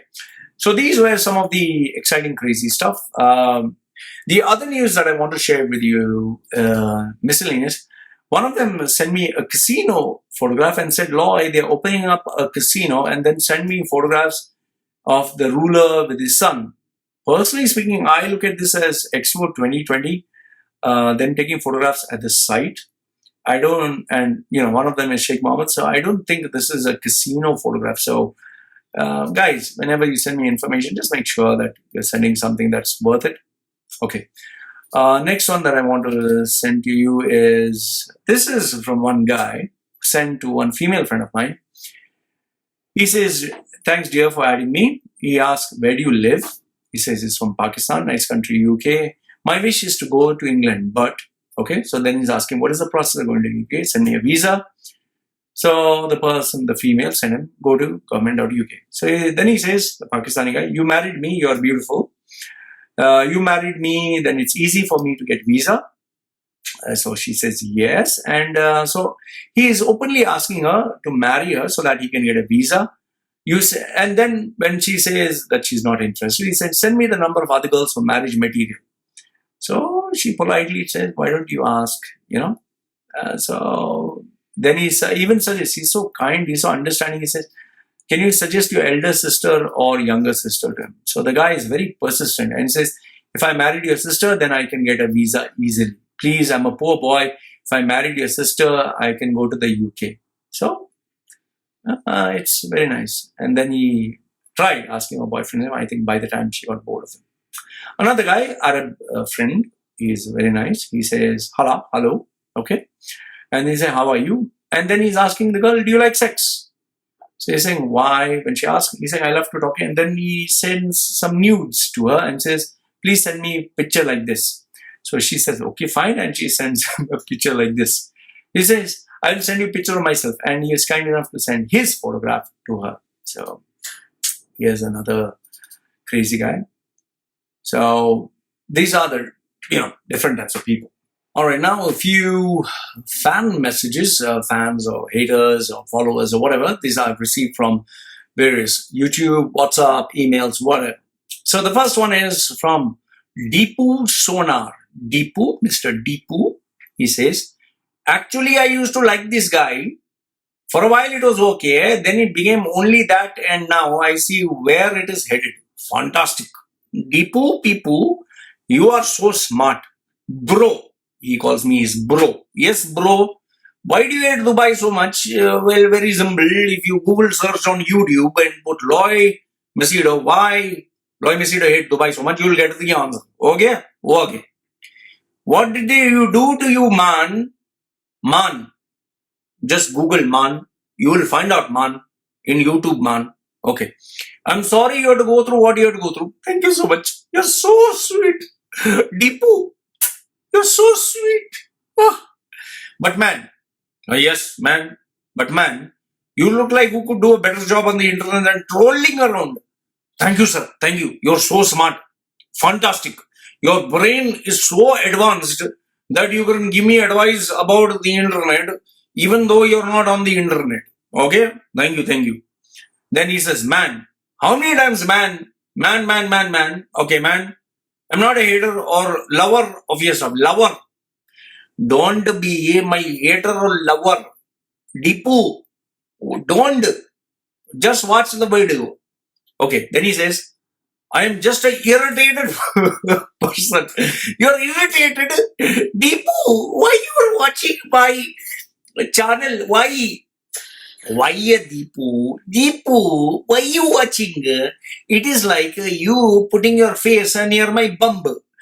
When you put your face near my bum, your nose, and then I make purr, then you say, smell not good, smell not good. Then what you should do, Deepu, is not complain, oh, the smell is not good. You should remove your nose from my bum and put your nose somewhere else. Can be anyone else's bum or anywhere else. So Deepu, you don't like my YouTube channel, don't watch it. Don't watch it. But if you are watching, then don't complain. Who is telling you to watch it? Don't watch. Okay? You are just irritated. Irritated because you are jobless. Okay, I'm an irritated person trying to enjoy the contents of YouTube. You're enjoy. See, type what you like on YouTube. YouTube, no, is a website. When you type beautiful girl, you'll get beautiful girl. You put anything else. Don't put Loy Machedo. And if you put, suppose Dubai and you see me, don't click on my channel. And if you click on my channel, go to some other channel. That is a simple solution, Deepu. It's simple. Why you're not using your head?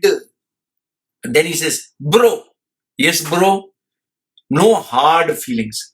Don't worry. Nothing is hard. Nothing is hard. Nothing. Okay, Deepu? Okay, Deepu. Bye, Deepu. Deepu, bye. Okay, so that was Deepu. Next one. Let's see what this genius has to say. Loy, do video on what you keep in your fridge. Okay. Loy, do video what you keep in the fridge for those health freaks out there. What a good idea. So I should show my fridge. Okay. It'll give you a further subscriber boost on YouTube. Wow. What an idea. Mind-blasting idea. Fantastic. So if I show my fridge and the contents of my fridge, my subscriber base will blast into outer space. Your channel is reaching saturation, 28,000 subscribers.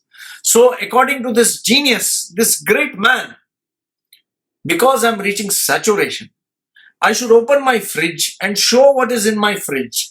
And looking at my fridge, the subscriber base will boost to a new level. Fantastic. Wow. Wow, this guy is so great. And that also he's a consultant. I know him. He's a consultant from UK. Means Indian guy in UK. Wow, fantastic. Oof. Why only fridge? Maybe if I show my cupboard, maybe I show many things. Great guy. He should be a consultant.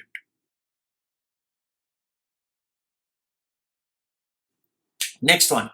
This one was very nice. I want to fuck with you.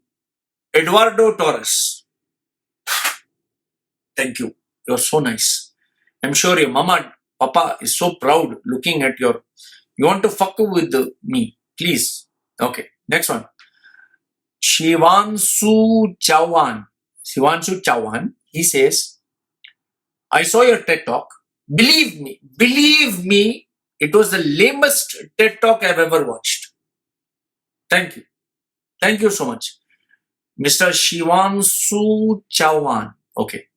Although I agree with SRK that Shah Rukh Khan's TED talk was kind of lame. So even Shah Rukh Khan's TED talk was lame. But you talk real shit, man. Thank you. You are the standard by which we all TED talkers get evaluated. Looking at your face only, wow, I don't know what to say. It's so impressive, your face. Okay. Before bashing others, first see where you stand. I stand here only. Where you want me to stand, on your head? Okay. You need to introspect. Thank you, sir. Thank you. Just a constructive criticism. Otherwise, I don't care about someone living no man's life. Such a wise man. Such a wise man. My God. My God. This, our Indian brother, Shivansu Chauhan. So that is why I responded to him on Instagram. What I said, when you assume you're a pioneer in the field of public speaking and offer unsolicited advice, but when you have only 12 subscribers and you live in mummy's bedroom where daddy pays your bill and your name is like C1 Susu Chihuahua, then you should listen to all this bullshit. So Mr.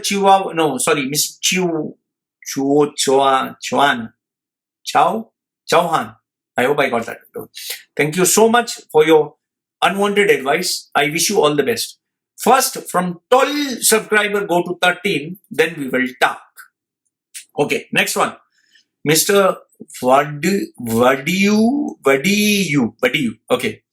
The only reason he hates Dubai is because it's a Muslim country. Allah Akbar, don't say that. And he's a devout and extreme Hindu. Mr. Vadiwu says, I'm a devout extreme Hindu. Loy Machedo. Wonder which Hindu god it's taken from. Okay. Next one. Mr. Simi SK says, you look disoriented or are hallucinating. See a psychiatrist. I've already seen it for a couple of years. Anyway. Okay, the next comment, I have a group, I have a WhatsApp group where, select people join, whoever I think adds value.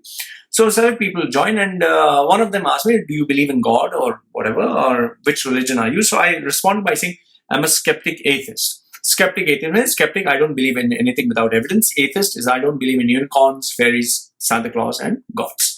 So that's what I responded. So one very religious guy, very holy guy, Muslim guy, so he responded. So let's read what this holy Muslim guy responded to me in my group. This is what he says. Tell me the evidence of your existence and who's the creator of you, dickhead, this fucking universe, and why. Hello. Oof. Then what he says? Just answer with your pure common sense, not fucking any religion, motherfucker. Eee. Why you are bringing my mummy into this? My poor mummy. Okay. Then my Muslim friend says, fucker Loy is fucking his own dick. Is it? How do you fuck your own dick? Dick fuck. Okay. Motherfucker. Oi, again my mother was saying, chi. You like my mother so much? Propose to her, man. What? Okay.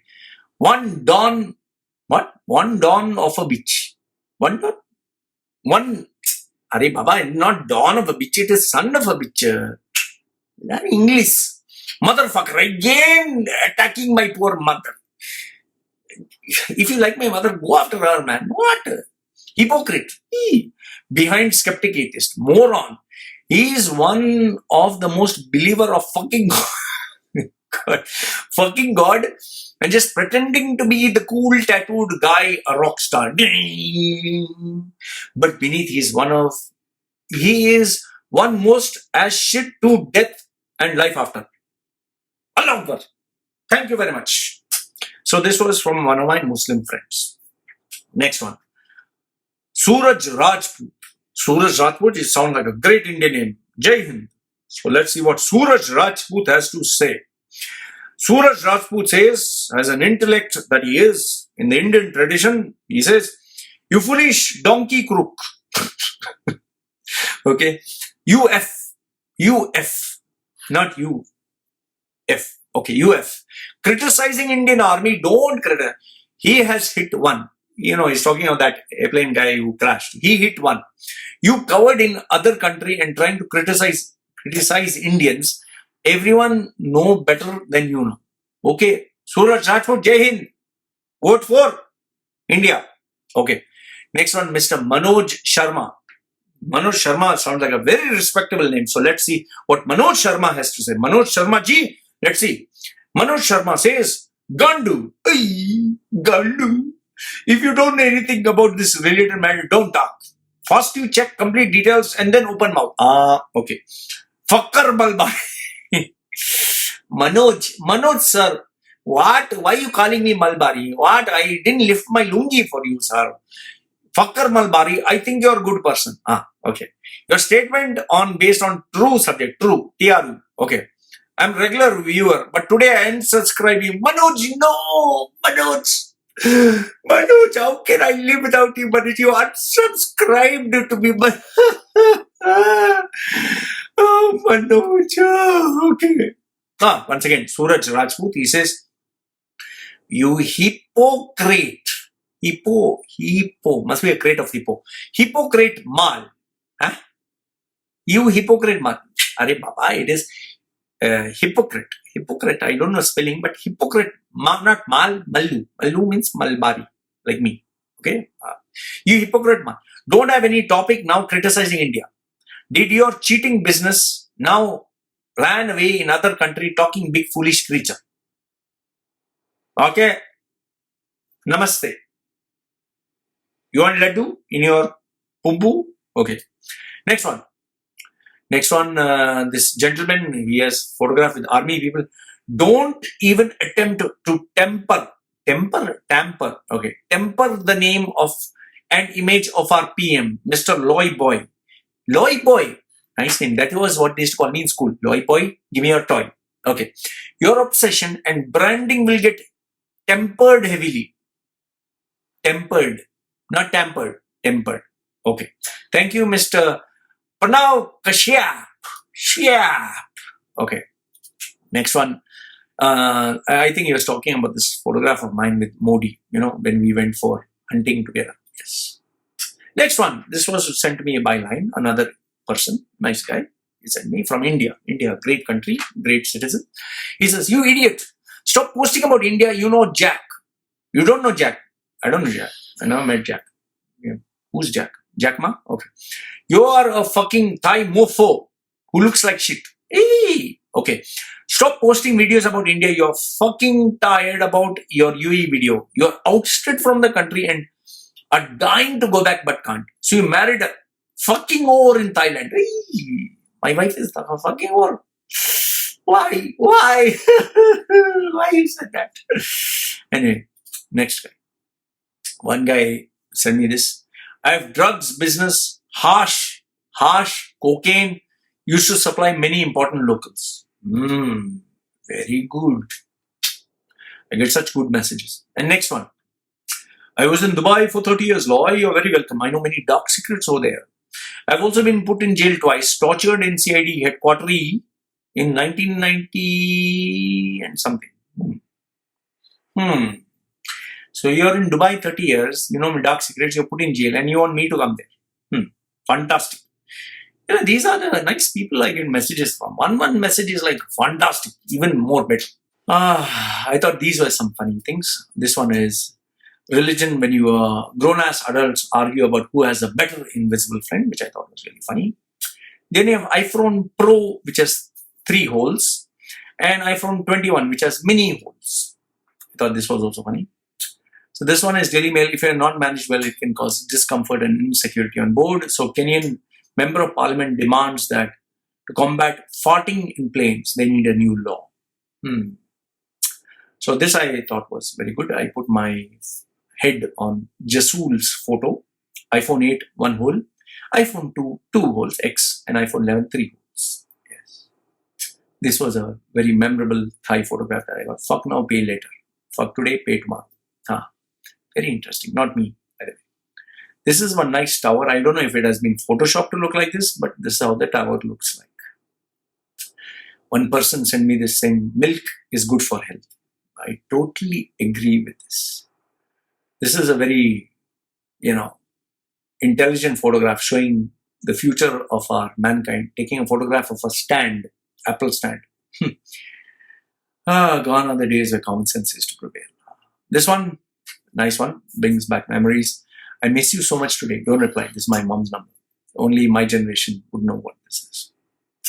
Here we have the Abu Dhabi Crown Prince looking at this girl. I don't know. She is so, not photoshopped. I mean, she is so much of surgery.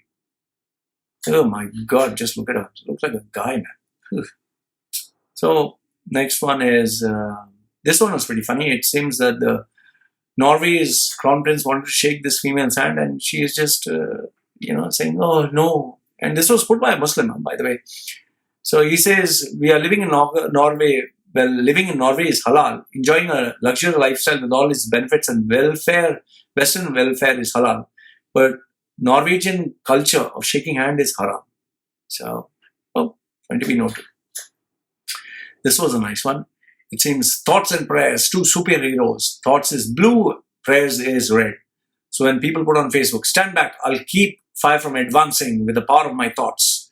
No need for all the powerful prayers will extinguish the flames. So thoughts and prayers come and then they get burned to death. And this is what happens when people put thoughts and prayers.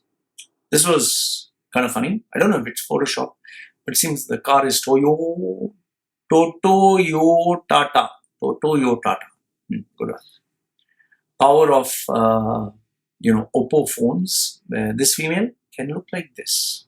She's the same female. Interesting. This was a funny cartoon. Trump throwing a small rock and China waiting with its big rock. I wonder what these boys are doing. They are searching for Treasure Island. Disturbing snap. Here is a good snap where Hindus and Arabs all together. I don't know whether this photograph is real or this looks like a fancy dress competition. Yeah, anyway, it looks like that at least. This is a nice thought-provoking photograph. Apple looks perfect on the mirror. That is actually social media. But this is what it really is.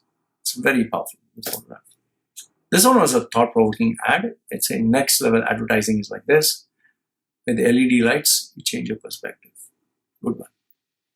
So no pills, no exercise. With 1 month only, you can do it. Register now. How to look from this to this. And how do you do it? Photoshop courses, the best tool to change your body. Nice one. When you get shot in the groin by a rubber bullet and then your made-up gender doesn't protect your willy. Nice one. Next one is a Nokia 3310 found in a drawer after 20 years and has still 70% battery life. That's wow. This is actually a real one. Who is my hero? My father. Who do you consider this person? Why do you consider this person a hero? He's not afraid of anything. Is there anything that your hero is frightened of? My mother. I don't know where could they actually have this. Next one is pretty funny. Indians ending a call. How do you know it's an Indian? Well, they say, okay, chal. Okay, TK, chalo, TK. Okay, haan, okay, bye, okay. Which is very obvious. This one I posted online. When a young boy was giving me advice, when I just asked some adults suggestion, a young chap who was part of my group, he put this. So impress me with your wisdom. You read from another book, but never apply to your life. Very apt. Impress me with your wisdom. You read from another book, but never apply to your life, which is very true with today's generation. Then, you have many of these youngsters who say Bill Gates reads 60 books per day or CEOs read 60 books per day. So people think if you read 60 books per day, you'll become like CEO. So this is what I put. Idiots online who believe that I made 103 billion because I read 60 books a year. Listen, you fucking idiot. I read 60 books a year because I have 103.2 billion in the fucking bank, which I think is very true. So when you all are dating, this is how you look like. But once you're married, this is how you look like. Don't do this to your husband. Thought this was funny. Next one was someone sent me this thinking that I was a Modi supporter. He sent me this thinking I'd feel angry. For me, it doesn't matter. This is just a photoshopped image. And this image was really funny. Any man who can do this should be allowed to. Wonder who can do this. I wonder where was this sign. This was really nice. I mean, really well done. Michael Jackson, I mean, whoever did this Photoshop looks very realistic. So amazing talent. And I think last but not the least, this was a WhatsApp message. I love karma. I don't know how far this is true, by Sean Sparling, who says, the man who just drove into the parking space I was waiting for and told me to F off has arrived in his interview with me. Karma wins again. So, funny one. I thought this was really thought-provoking. So, these were some of the funny bits that I thought I was sharing with you. And last but not the least, I thought this was a nice snap that brought back memories of Dubai. This is a man cutting shawarma, which used to be outside in the open and you can enjoy the aroma, especially when I used to pass by. Remember the days when I couldn't afford a shawarma, I used to pass by and see the smell of meat. It was really amazing. But now they keep it closed inside after the new rules came. Another one was, and finally, this last one. Nowadays on LinkedIn, locals, that is local Emiratis, are putting up their CVs in the public platform, asking people for jobs. I mean, what a change of times, how things have changed. I don't know how far this is effective, but I wouldn't recommend putting your CV on the public platform. And here she's saying, dear my 5,092 connections, greetings, I'm a student from so-and-so university looking for a job. So yeah, these were the bits of news and bits of information that I received. So like I said, if you have any comments, any thoughts, I'd love to hear from you. So I hope you enjoyed this episode. Do get in touch with me if you have. My details are put down below. This is me signing off for now, guys. Take care.